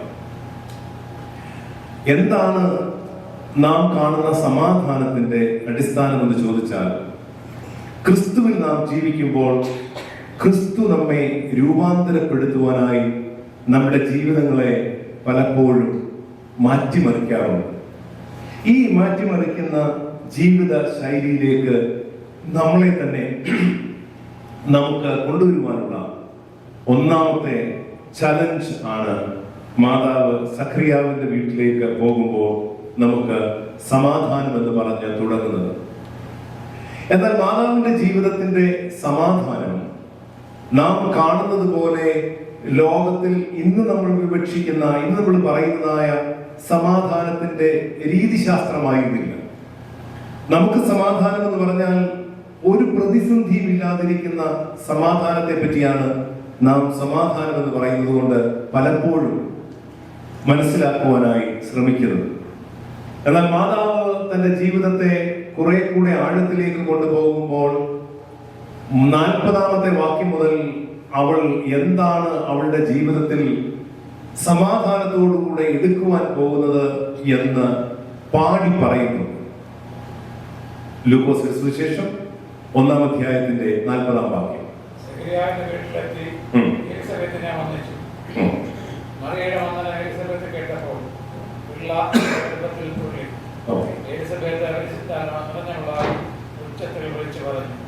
സ്ത്രീകളിൽ അനുഗ്രഹിക്കപ്പെട്ടവൾ, എന്റെ ഗർഭഫലവും അനുഗ്രഹിക്കപ്പെട്ടത്. എന്റെ കർത്താവിന്റെ മാതാവ്, എന്റെ അടുക്കൽ വരുന്ന മാനം എനിക്ക് എവിടെ നിന്ന്? രണ്ട് പേരുടെ ജീവിതത്തെ ക്രിസ്തുവിലൂടെ എപ്രകാരമാണോ രണ്ടുപേർക്കും സന്തോഷത്തിന്റെ അനുഭവം അഥവാ ജീവിതത്തിന്റെ സ്നേഹത്തിന്റെയും സന്തോഷത്തിന്റെയും സമാധാനത്തിന്റെയും അനുഭവത്തിലേക്ക് രൂപാന്തരപ്പെടുന്നത്, അവിടെയാണ് സമാധാനത്തിന്റെ പൂർത്തീകരണത്തിന്റെ അർത്ഥമെന്ന് മാതാവ് പറഞ്ഞു തരികയാണ്. നാം ഒരു ദേവാലയമായി, ഒരു കുടുംബമായി നമ്മുടെ സമൂഹത്തിൽ ജീവിക്കുമ്പോൾ സമാധാനത്തിന്റെ ആഴമെന്ന് പറയുന്നത് നമ്മളിൽ മാത്രം നിലനിൽക്കുന്ന ഒന്നല്ലെന്നും അപരനിലൂടെ അപരനിലും എല്ലാവരിലും ഒരുപോലെ ലഭിക്കുന്ന സമാധാനത്തിനാണ് സമാധാനത്തിന്റെ ആഴം കണ്ടെത്തുവാൻ സാധിക്കുന്നതെന്ന് മറിയം ഇവിടെ പറഞ്ഞു വെക്കുകയാണ്. മറിയം എലിസബത്തിന്റെ ഭവനത്തിൽ ചെല്ലുമ്പോൾ എലിസബത്തിനുണ്ടാകുന്ന റെസ്പോൺസ് അല്ല, അഥവാ എന്താണോ അവളുടെ ഉള്ളിൽ നിന്ന് മനസ്സിലാക്കുന്നത്, അവർ ഒരുമിച്ച് സന്തോഷിക്കുന്ന സന്തോഷത്തെ പറ്റിയാണ് പറയുന്നത്. ഇതുകൊണ്ടാണ് ഈ മത്തായി സുവിശേഷം 5-ാം അധ്യായത്തിന്റെ ഭാഗം വായിച്ച് നമ്മൾ മുമ്പോട്ട് പോകുമ്പോൾ യേശുദമ്പുരാൻ പറയുന്നുണ്ട്, നീ പ്രാർത്ഥിക്കുമ്പോൾ എന്ന് പറഞ്ഞൊരു ഭാഗം പറയുന്നുണ്ട്. സ്വർഗസ്ഥനായ ഞങ്ങളുടെ പിതാവേ എന്ന് പറഞ്ഞ് പ്രാർത്ഥിക്കുന്നതിന് മുമ്പായി പറയും, നീ പ്രാർത്ഥിക്കുമ്പോൾ നീ അറയിൽ കടന്ന് പ്രാർത്ഥിക്കണമെന്ന് പറയുന്നത് ഇതിനോട് ഏതാണ്ട് ചേർത്ത് വെച്ച് നമ്മൾ പഠിക്കേണ്ടതാണ്. എന്റെ സമാധാനം ദൈവസന്നിധിയിൽ പൂർത്തീകരിപ്പാനും ഞാൻ എന്നെ തന്നെ സമർപ്പിച്ച് ഒരു പക്ഷേങ്കിൽ ദൈവത്തോട് ബന്ധപ്പെടണം. എന്നാൽ 5-ാം അധ്യായം മുമ്പോട്ട് വായിക്കുമ്പോൾ നാം കാണുന്നു, നിങ്ങൾ പ്രാർത്ഥിക്കുമ്പോൾ. അപ്പോൾ നീ പ്രാർത്ഥിക്കുന്നതും നിങ്ങൾ പ്രാർത്ഥിക്കുന്നതിനും കർത്താവ് 2 മാനങ്ങൾ നൽകുന്നുണ്ട്. ഒന്ന്, നീ പ്രാർത്ഥിക്കുമ്പോൾ നിന്റെ സമാധാനം നീ ആദ്യം പൂർത്തീകരിക്കപ്പെട്ട് മറിയം എപ്രകാരമാണോ മാലാഖയുമായി വ്യക്തമായ വ്യക്തിബന്ധം ഉണ്ടാക്കിയത്, അങ്ങനെ സമാധാനം തന്നിലേക്ക് വരുന്നത് പോലെ. എന്നാൽ അത് അതിൽ തന്നെ നിലനിൽക്കുവാനല്ല. പിന്നെയോ കർത്താവ് പറയുന്നു, നിങ്ങൾ പ്രാർത്ഥിക്കുമ്പോൾ നിങ്ങൾ സ്വർഗസ്ഥനായ ഞങ്ങളുടെ പിതാവേ എന്ന പ്രാർത്ഥന പ്രാർത്ഥിക്കണം. അതുകൊണ്ടാണ് ദൈവശാസ്ത്രജ്ഞന്മാർ പറയുന്ന ഒരു വാക്കുണ്ട്, Lord's prayer is A community prayer. Lord's prayer is an agent to change the whole world. So the prayer has got 2 perspectives. Peace has got 2 perspectives. Service has got 2 perspectives. The perspectives are, you fill yourself with the peace, and then you share the peace to the entire world as Mother Mary did. നിങ്ങൾ വേളാങ്കണ്ണിപ്പള്ളി പോയിട്ടുണ്ടോ? നിങ്ങൾ വേളാങ്കണ്ണിപ്പള്ളി? ഇനി അടുത്ത പ്രാവശ്യം പോകുമ്പോൾ അതിന്റെ ചുവരിൽ എഴുതി വെച്ചേക്കുന്നത് കണ്ടിട്ടുണ്ടോ? ശ്രദ്ധിച്ചിട്ടില്ല അല്ലേ? ഇനിയും പോകുമ്പോൾ വേളാങ്കണ്ണിപ്പള്ളി പോകുന്നുള്ള ആളുകൾ അതിന്റെ 2 ചുവരുകളിൽ എഴുതി വെച്ചിരിക്കുന്നത് ശ്രദ്ധിക്കണം. അവിടെ മലയാളത്തിൽ എഴുതി വെച്ചിട്ടുണ്ട്, നിശബ്ദരായിരിക്കും. നിശബ്ദരായിരിക്കും. പള്ളിയിൽ എങ്ങനെയായിരിക്കണം? നിശബ്ദരായിരിക്കും. പക്ഷേ ഹിന്ദിയിലൂടെ ഇതേ കാര്യം എഴുതി വെച്ചിട്ടുണ്ട്. അതെങ്ങനെ എഴുതി വെച്ചേക്കുന്നത് അറിയാമോ? ശാന്തി സരക്കോ. ഈ നിശബ്ദരായിരിക്കുക എന്ന് പറഞ്ഞാൽ മലയാളത്തിൽ ഇതിലൂടെ ഒരു വൾനറബിൾ വേർഡാണ്. എന്നാൽ ഹിന്ദിയിൽ പറയുമ്പോൾ ശാന്തി സരക്കോ. എന്താണ് സമാധാനത്തോടെ ഇരിക്കുക എന്ന് പറഞ്ഞാൽ? നമുക്ക് ലഭിക്കുന്ന ശാന്തി നിത്യമായി അതിൽ തന്നെ നിൽക്കുമ്പോൾ ആ ശാന്തിയിൽ എല്ലാവർക്കുമായി ഇവയെ കൊടുക്കുവാനുള്ള നമ്മളെ പറ്റിയുള്ള നിയോഗമാണ്. അപ്പോൾ യേശു പറഞ്ഞു വരുന്നത് എന്താണ് എന്ന ഇതിനോട് ചേർത്ത് ഞാൻ പറഞ്ഞു, നിങ്ങൾ പ്രാർത്ഥിക്കുമ്പോഴും നീ പ്രാർത്ഥിക്കുമ്പോഴുമുള്ള വ്യത്യാസത്തെ പോലെ മാതാവ് സമാധാനം ഉള്ളിൽ വസിക്കുന്നത് കൊണ്ട് ലോകത്തിന് മുഴുവൻ സമാധാനമായി മാറുന്നത് അതിന്റെ ഒരു പ്രധാനപ്പെട്ട അനുഭവം. 1-ാം ദിവസം നമ്മൾ യേശു തന്റെ ഉള്ളിൽ വന്നതിന് ശേഷം കാണുന്ന എലിസബത്തിലൂടെ നമ്മൾ കാണുകയാണ്. എലിസബത്ത് എന്താ പറഞ്ഞതെന്ന് പറഞ്ഞു? 41-ാം വാക്ക് നിങ്ങൾ വായിക്കാമോ?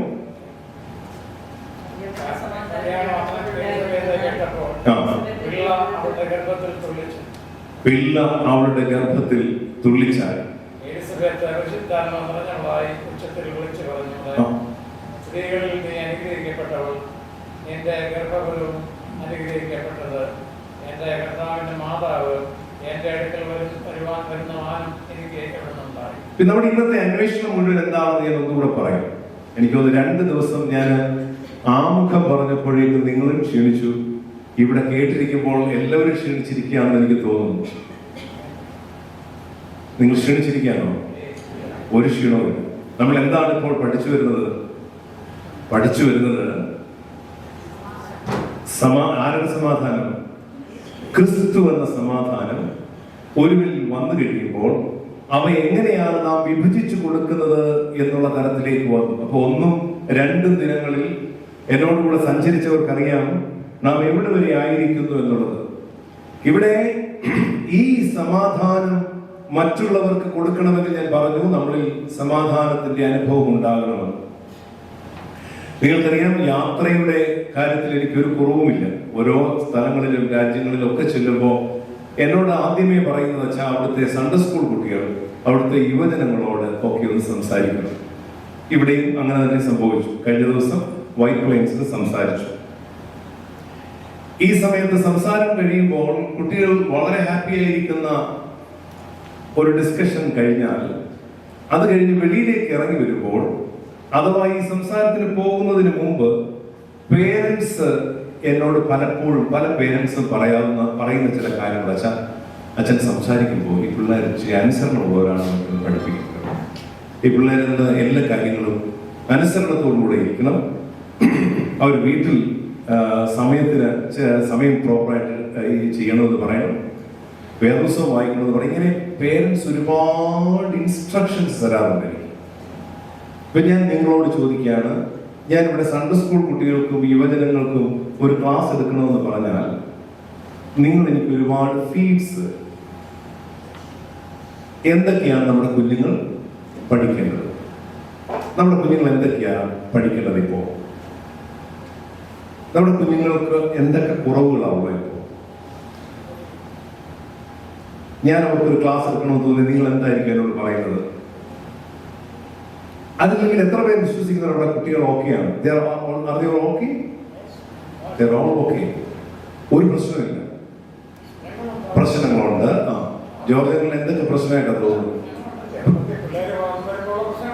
അതെന്തൊക്കെയാ പ്രശ്നം? അല്ല, എന്തൊക്കെയായിരിക്കും പ്രശ്നം? ഇപ്പൊ പിള്ളേര് ലേറ്റ് ആയിട്ട് വരുന്നൊരു പ്രശ്നമാണ്. അത് പറയണം, നമ്മളോട് പറഞ്ഞിട്ടേ പോവാം. പിള്ളേരുടെ കമ്മ്യൂണിക്കേഷൻ പ്രശ്നമുണ്ട്, എന്റെ എക്സ്പീരിയൻസ് ടോട്ടലി ഒരു പ്രശ്നമാണ്. They are not okay. They are okay, പക്ഷെ എന്നാൽ there is a problem. പ്രാർത്ഥനയുടെ കുറവുണ്ട്, പിള്ളേര് പ്രാർത്ഥനയുടെ കുറവുണ്ട്. ഇത്രയും നേരം ഒന്നുമില്ല, ഇപ്പൊ പറഞ്ഞു വന്നപ്പോഴത്തേക്ക് പള്ളി വരുന്നില്ല. നമ്മൾ കാണിച്ചു കൊടുത്തിട്ട് പിള്ളേർ നമ്മളെ എക്സ്പെക്ട് ചെയ്ത് വരാതിരിക്കുമ്പോൾ നമുക്ക് പ്രയാസം ഉണ്ടാകുന്നുണ്ട്. അതല്ലാതെ നമ്മൾ കാണിച്ചു കൊടുക്കേണ്ടത് കാണിച്ചു കൊടുത്തിട്ട് പിള്ളേരുടെ കാര്യം ഒരു കോളേജ് ഇവിടുത്തെ കാര്യമാണ് ഞാൻ അനുഭവിച്ച കാര്യം. പിള്ളേരെ ഇച്ചിരി കേൾക്കാതിരുന്നു കേട്ടോ, എന്താ പറയുക. കോളേജ് വരെയൊക്കെ അപ്പനും അമ്മയും ഒക്കെ പറ്റുന്നില്ല. അപ്പം അതിലൂടെ നമുക്ക് പുഷ് ചെയ്യാൻ പറ്റില്ല. 18 years കഴിഞ്ഞ് കഴിഞ്ഞാൽ അറിയാതെയാകും. അപ്പൊ അങ്ങനെ വരുന്ന നമ്മുടെ എക്സ്പെക്ടേഷൻ പലപ്പോഴും കോളേജിൽ പോകുന്ന പിള്ളേർ സാധാരണ അല്ലാത്ത എക്സ്പെക്ടേഷൻ ഇല്ലെന്നല്ല. അവരൊക്കെ ആ സമയത്ത് നമ്മളാണ് ഈ കടന്നു വന്നതാണ്. നമ്മൾ ആ വഴിയൂടെ കടന്നു വന്ന അവിടെ ഇതാണ് ഇവിടെ എനിക്ക് അത്രയും നേരം ഞാൻ നോക്കിയിരുന്നത് മുഴുവൻ അവിടെ വരെ ഒന്ന് വരാൻ വേണ്ടി ഞാൻ അതിനെ ഇങ്ങനെ നമുക്കത് മനസ്സിലാവും.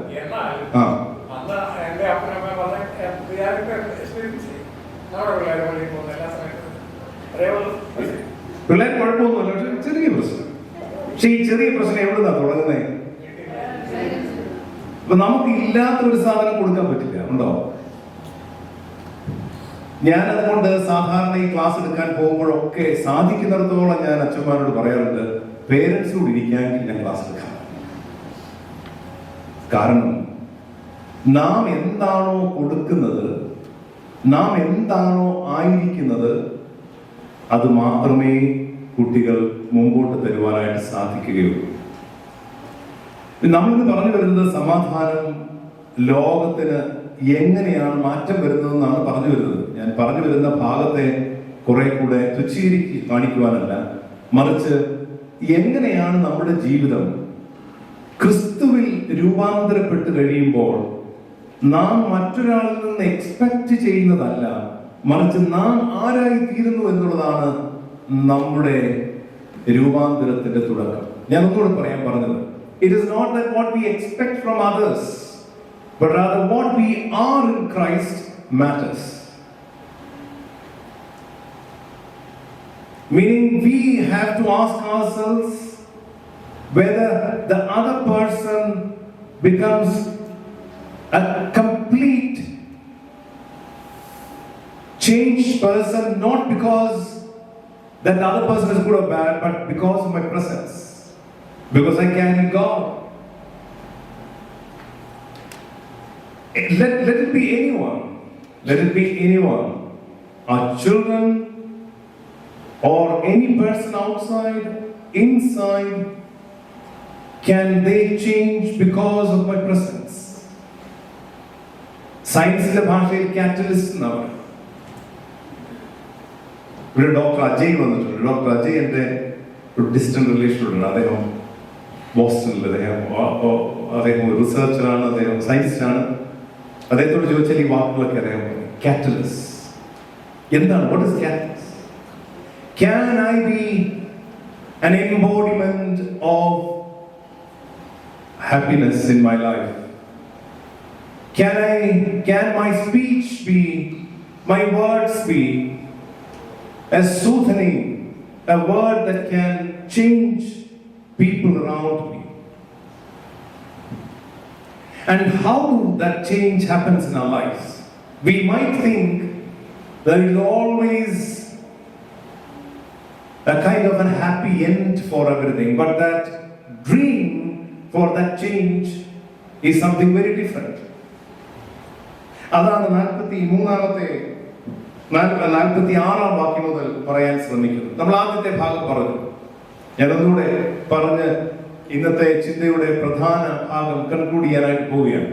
ഒന്ന്, മറിയം തന്റെ എല്ലാ പ്രതിസന്ധികളിൽ നിന്നും മാറി ക്രിസ്തുവിനെ സ്വീകരിച്ചു കഴിഞ്ഞപ്പോൾ അവൾ കർത്താവിനോട് പറഞ്ഞു, നിന്റെ ഇഷ്ടം പോലെ ഭവിക്കട്ടെ എന്ന് പറഞ്ഞിട്ട് ഇറങ്ങി മലനാടുകളിലേക്ക് ഓടിയത് തന്റെ ഉള്ളിൽ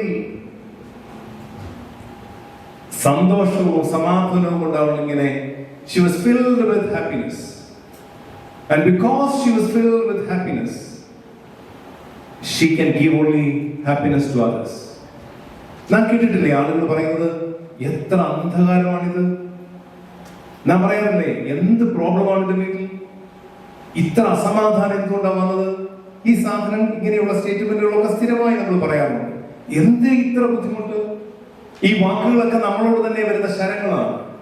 Why is not there light in my family? Because I am not light. Don't complain that somebody else have no light.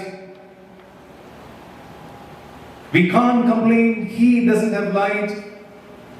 We have to complain ourselves, saying that am I giving light to everyone? Mary was very much cautious about her light because she knew that Christ lives in her.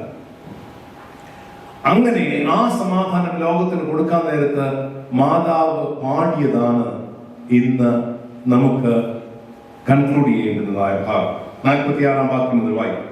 അപ്പോൾ മറിയ പറഞ്ഞത്, എന്റെ ഉള്ളം കർത്താവിനെ മഹത്വപ്പെടുത്തുന്നു, എന്റെ ആത്മാവ് എന്റെ രക്ഷിതാവായ ദൈവത്തിൽ ഉല്ലസിക്കുന്നു.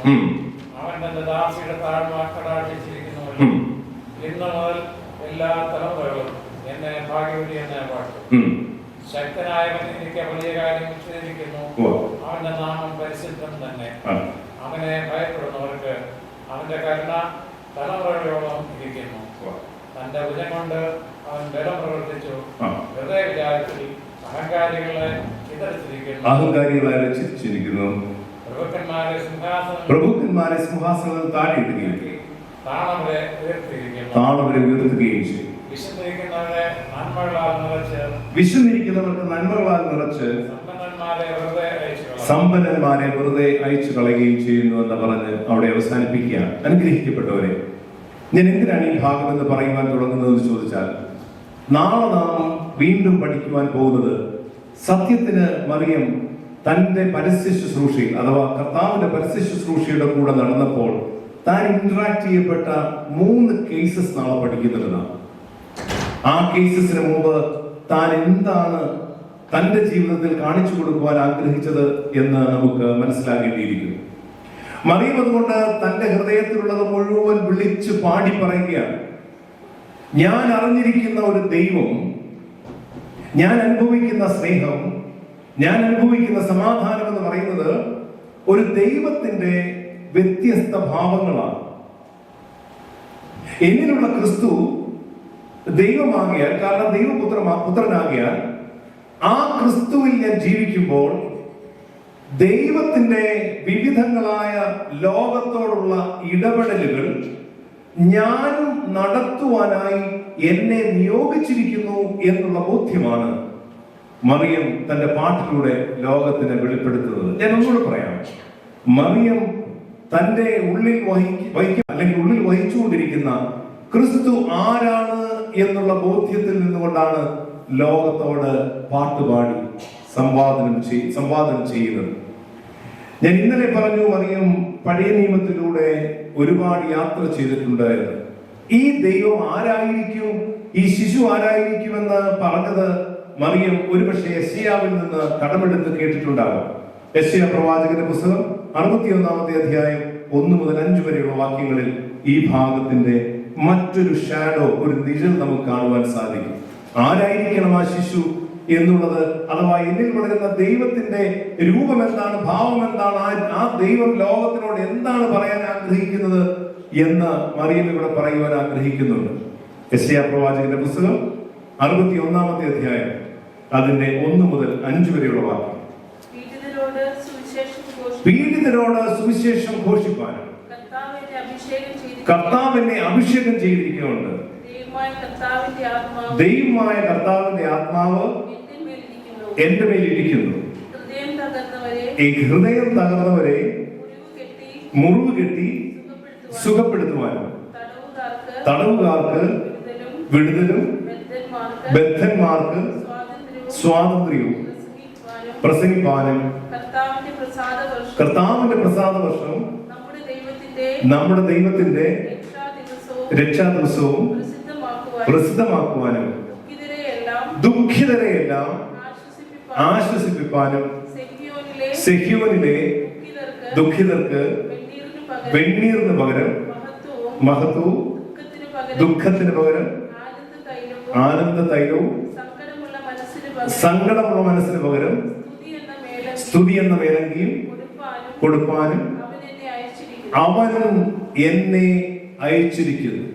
God has sent me to do all these work. ആരെ പറ്റി പറയുന്നതാണ്? വരുവാനിരിക്കുന്നവനെ പറ്റി യെശയ്യാവ് പറഞ്ഞതാണ്. യെശയ്യാവ് ക്രിസ്തുവിനെ പറ്റിയുള്ള ദർശനം പറഞ്ഞപ്പോൾ, ആ ക്രിസ്തു തന്റെ ഉദരത്തിലായപ്പോൾ ഇനി മറിയമിന് ചെയ്യാനുള്ള ഒരേ ഒരു ജോലിയേ ഉള്ളൂ. ക്രിസ്തു എന്താണോ ചെയ്യേണ്ടുന്നത് അത് ലോകത്തിന് ചെയ്യണം. അതുകൊണ്ട് അവൾ പാടി പറഞ്ഞു, എന്താണോ യെശയ്യാവ് പറഞ്ഞതിനോട് ചേർത്ത് വെച്ച് എന്ത് പറഞ്ഞു ഇവിടെ?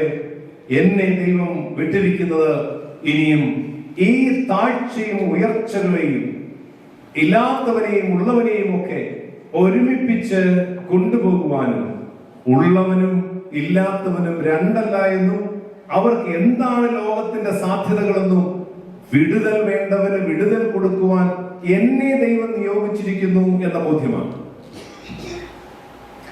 നിങ്ങൾ ആരെങ്കിലും ജയിലിൽ പോയിട്ടുണ്ടോ? ഇവിടെ ജയിലിൽ പോയിട്ടു ചമാച്ചൻ അഡ്വക്കേറ്റ് ആയതുകൊണ്ട് ജയിലിൽ പോയിട്ടു. അവിടുത്തെ ഇൻമേറ്റ്സുമായിട്ട് ഇന്ററാക്ട് ചെയ്യാനായിട്ട് ഞാൻ ഈ ഓസ്ട്രേലിയയില് എനിക്ക് കിട്ടുന്ന സമയങ്ങളിൽ ഞാൻ ചെയ്യുന്ന ഒരു കാര്യം ജയിലിൽ പോകാം. അപ്പൊ നിങ്ങൾ വിചാരിക്കുന്നത് അച്ഛൻ ഓസ്ട്രേലിയ ജയിലിലാണ് എന്ന് ചോദിക്കില്ല. നിങ്ങൾ ജയിലിനുള്ളിലേക്ക് കടന്നു ചെല്ലണം. നമ്മുടെ ഒരു വിചാരം എല്ലാ ലോകത്തിന്റെ അധമന്മാരെ ഇട്ടിരിക്കുന്ന സ്ഥലമാണ് ജയിലെന്നാണ്. ഞാൻ ഏറ്റവും അവസാനം ജയിലിൽ പോയി എന്റെ ഈർന്നണഞ്ഞ കണ്ണുമായിട്ട് വെളിയിൽ വന്നൊരു കഥയുണ്ട്. 25 വർഷം ജയിലിലാണ്. 24.25 വർഷമായി. 3 മാസം കഴിയുമ്പോൾ റിലീസ് ചെയ്യും. എന്താ കഥ എന്നറിയാമോ? അദ്ദേഹത്തിന് ഒരു വലിയ ബിസിനസ് ഉണ്ടായിരുന്നു, $1 മില്യൺ ബിസിനസ്. 2 മക്കൾ, ആൺകുട്ടികൾ 2 പേരും അതിന്റെ പാർട്ട്നേഴ്സ് ആക്കി, ഫാമിലി ബിസിനസ് ആക്കി. അങ്ങനെ ഇരുന്നപ്പോഴാണ് ഈ കുട്ടികൾക്ക് 2 പേർക്കും പെട്ടെന്ന് തോന്നി, ഇങ്ങനെ നമ്മൾ ബിസിനസ് ചെയ്തുകൊണ്ടിരുന്നാൽ നമുക്ക് പണം ഉണ്ടാകില്ല. അതുകൊണ്ട് ഇച്ചിരി പുറകിലൂടെ ബിസിനസ് ചെയ്യാമെന്ന് വിചാരിച്ച് അവരപ്പന്റെ ബിസിനസിന്റെ മറവിൽ കുറച്ച് മയക്കുമരുന്നുകൾ കൂടെ ബിസിനസ് തുടങ്ങി. അങ്ങനെ ഒരു നാൾ പോലീസ് ഈ ബിസിനസിന്റെ പ്രൊപ്പറൈറ്ററിനെ പിടിച്ചു. അതാരാണ്? അപ്പൻ. മക്കൾ 2 പേരും വെളിയിലും. അപ്പൻ 24.25 വർഷം ജയിലിലായ അപ്പൻ ഇങ്ങനെ പൊട്ടി പൊട്ടി പൊട്ടി കരഞ്ഞ് എന്റെ കയ്യെ പിടിച്ച് സംസാരിച്ചത് എനിക്ക് നല്ല ഓർമ്മയാണ്. അടുത്ത കാലത്ത് സംഭവമാണ്. ഈ അപ്പൻ എന്നോട് പറഞ്ഞൊരു കാര്യം മറ്റൊന്നുമല്ല. ഞാൻ വിചാരിച്ചു എന്തായാലും ഞാൻ ഇവരോട് സംസാരിക്കാനാണ് പോകുന്നത്. ഈ അപ്പൻ പറയാൻ പോകുന്നത്, father, it was cruel that my boys did so. I know that they cheated. I gave them everything. In spite of that, they cheated me. എന്നായിരിക്കുമെന്ന് ഞാൻ വിചാരിച്ചു. പക്ഷെ ഇദ്ദേഹം ഇങ്ങനെ പിടിച്ചിട്ട് പറയുകയാണ്. പോലീസ് അപ്പുറത്തിൽപ്പെടും. പോലീസ് നോക്കിയാൽ നമുക്ക് ചെയ്യാൻ കാണാം. നിങ്ങൾക്കറിയാം എനിക്ക് പറഞ്ഞു വരുന്ന കോണ്ടെക്സ്റ്റ് എന്താണ്. അദ്ദേഹം പറഞ്ഞത്, father, when you pray, don't curse my children. You please pray for them. I want to see that they enjoy God's peace. ഞാൻ ഈ സമാധാനത്തെ പറ്റിയുള്ള ഏറ്റവും വലിയ അർത്ഥം കണ്ടുപിടിച്ച ദിവസമായിരുന്നു. അപ്പൊ ജീവിതത്തിന്റെ സമാധാനം എന്ന് നാം പറയുന്നത് മറിയം കാണുന്ന ദൈവത്തിന്റെ പുതിയ രൂപത്തിലായിരിക്കും. എവിടെയാണോ വിടുതലിന്റെ ആവശ്യം, ആ വിടുതലിൽ നാം വിടുതലായി മാറുമ്പോഴാണ് ദൈവത്തിന്റെ സമാധാനം നമ്മളോടുകൂടെ വസിക്കുന്നത്. അതുകൊണ്ടാണ് ഈ അനുഭവങ്ങൾ ഇങ്ങനെ നിങ്ങളോട് പറഞ്ഞുകൊണ്ടേ പോകും. 2007 ഞാൻ കഷാൻ ആഴ്ച നടത്താനായി ബോംബെയിൽ ഒരു പള്ളിയിൽ പോയി. ഞാൻ പള്ളിയുടെ പേര് പറഞ്ഞാൽ ഇത് എനിക്കറിയാം, ഇത് പേര് ചെയ്യുന്നത് അത് അവർക്ക് മനസ്സിലാകും, ബോംബെയിലുള്ള ആളുകൾക്ക് മനസ്സിലാകും എന്നുള്ളത് കൊണ്ട് എനിക്കത് പറയാൻ താല്പര്യമില്ല. എന്നാൽ ആ വർഷത്തെ കഷ്ടാൻ വാഴ്ചയുടെ പ്രാർത്ഥനകളും പ്രസംഗങ്ങളും നടന്നുകൊണ്ടിരുന്നപ്പോൾ നടന്ന ഏറ്റവും എന്നെ ഹൃദയത്തിൽ സ്പർശിച്ച ഒരു സംഭവം നിങ്ങളോട് പറയാം. പെസഹ വ്യാഴാഴ്ചയ്ക്ക് മുമ്പുള്ള ധ്യാനമാണ് നടക്കുന്നത്. പെസഹ കുർബാനയ്ക്ക് മുമ്പ് എല്ലാവരും ഒരുങ്ങുകയാണ് പെസഹ കുർബാനയ്ക്ക് വേണ്ടി. കുമ്പസാരങ്ങൾ കഴിയും. കുമ്പസാരം കഴിഞ്ഞിട്ട് ഒരാൾ പുറത്തിങ്ങനെ എന്നെ നോക്കി നിൽക്കുകയാണ്. എന്നോട് പറഞ്ഞു, അച്ഛന്റെ പ്രസംഗം നിരപ്പിന്റെയും സമാധാനത്തിന്റെയും അനുഭവമില്ലാതെ കർത്താവായ യേശുക്രിസ്തു ഒരു തിരുശരീരങ്ങൾ അനുഭവിക്കരുത്, അങ്ങനെയുള്ളവർ അനുഭവിക്കുവാനായി മുതിരരുത് എന്ന് ഞാൻ പറഞ്ഞു. ഈ മനുഷ്യൻ എന്നോട് പറഞ്ഞത്, അച്ഛാ, ഞാൻ നിൽക്കുന്നത് എനിക്ക് നാളെ പെസഹ കുർബാന അനുഭവിക്കണമെന്ന്. പക്ഷെ ഇന്ന് അച്ഛൻ പറഞ്ഞ പ്രസംഗം എനിക്ക് വല്ലാതെ എന്നെ തട്ടുകയാണ്. ഞാൻ ചോദിച്ചു, എന്താ കാരണം? 17 വർഷമായി എൻ്റെ സഹോദരൻ എന്നോട് സംസാരിച്ചിട്ടില്ല. അദ്ദേഹം നാട്ടിലുണ്ട്. ഞങ്ങളിങ്ങനെ വലിയ സ്വത്ത് തർക്കവും പ്രയാസവും ഒക്കെയാണ്. ഞാൻ അദ്ദേഹത്തെ നിരന്തരമായി വിളിക്കാറുണ്ട്. അദ്ദേഹം ഫോൺ എടുക്കാറില്ല. ഞാൻ എന്ത് ചെയ്യണം? നാളെ വിശുദ്ധ കുർബാന അനുഭവിക്കുന്നു. അപ്പൊ ഞാൻ അദ്ദേഹത്തോട് പറഞ്ഞു, പ്രാർത്ഥിക്കുക എന്ന്. രാത്രി പ്രാർത്ഥിച്ച് ദൈവത്തോട് പറയുക, ദൈവമേ, നിന്റെ ശരീരരക്തങ്ങൾ അനുഭവിക്കാൻ ഞാൻ ആഗ്രഹിക്കുകയാണ്. പക്ഷെങ്കിൽ അത് അനുഭവിക്കണമെങ്കിൽ പൂർണ്ണ നിരപ്പോടുകൂടെ സാധിക്കുകയുള്ളൂ. അതുകൊണ്ട് നീ ഇന്ന് രാത്രിയിൽ എനിക്ക് ഉത്തരം തരണം. അനുഗ്രഹിക്കപ്പെട്ടവരെ, ഇദ്ദേഹം ഇങ്ങനെ പറഞ്ഞുകൊണ്ടേ അദ്ദേഹം അന്ന് രാത്രി പോയിട്ട് തന്റെ സഹോദരനെ നിരക്കാതെ ഫോൺ വിളിച്ചുകൊണ്ടിരുന്നു. യാതൊരു ഉത്തരവും. പിറ്റേ ദിവസമാണ് പെസഹ, ഈവനിങ്ങിലാണ്. അദ്ദേഹം പകൽ മുഴുവൻ വിളിച്ചു. പിന്നീട് അവസാന ഭാഗം ഇങ്ങനെയാണ് കൺക്ലൂഡ് ചെയ്തത്: പെസഹ കുർബാന അനുഭവിക്കാനായി ഞാനും അവിടുത്തെ അന്നത്തെ വികാരിയച്ഛനും കുർബാന കൊടുത്തുകൊണ്ടിരിക്കുകയാണ്. ഏറ്റവും അവസാനമായി കടന്നു വരുന്ന ആള് ഈ മനുഷ്യനാണ്. എനിക്കറിയാം ഇദ്ദേഹത്തിന്റെ ഉള്ളിൽ എന്തോ പ്രതിസന്ധിയുണ്ട്.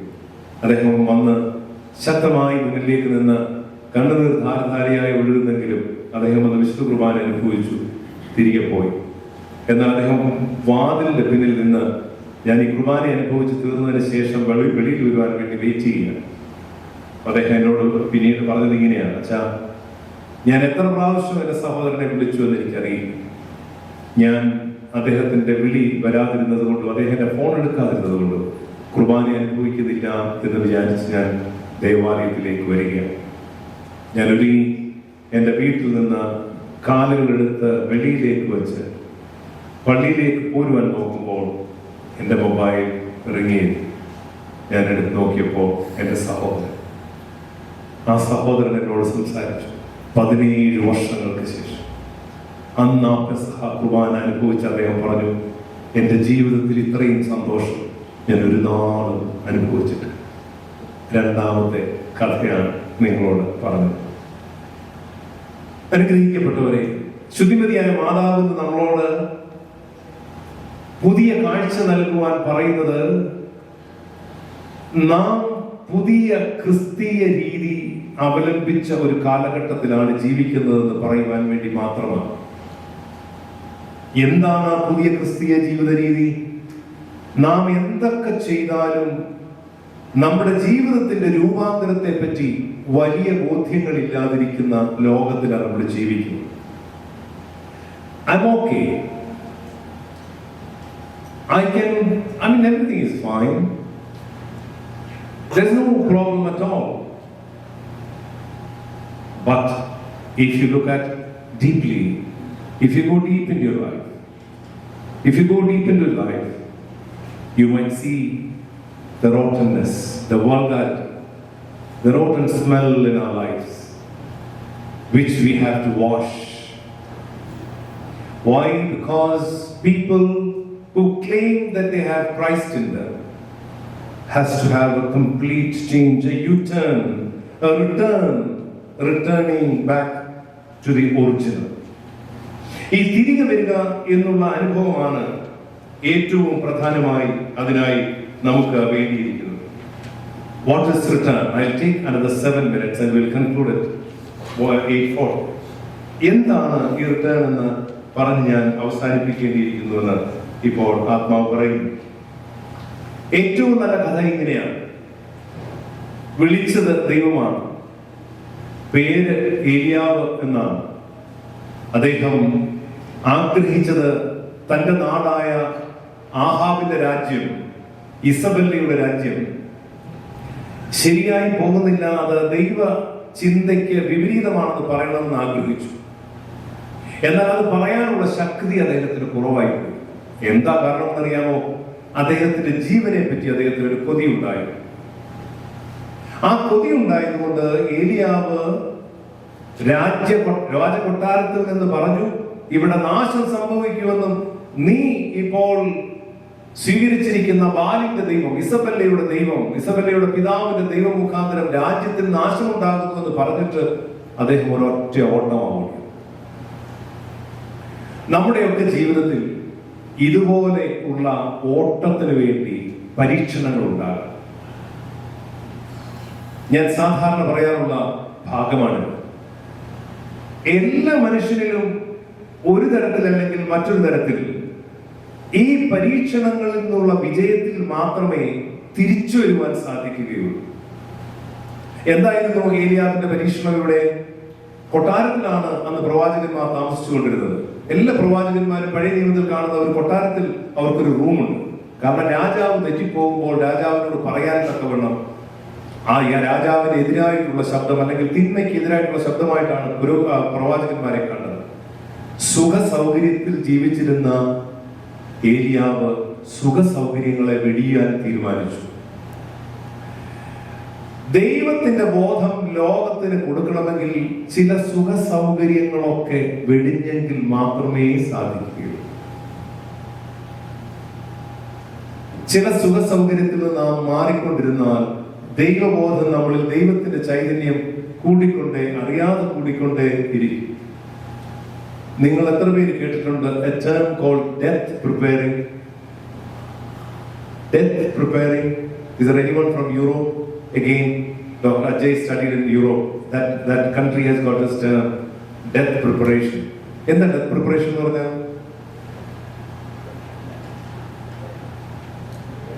എന്തോ ഒരുക്കമുള്ളതായിരിക്കുകയാണ് അല്ലേ?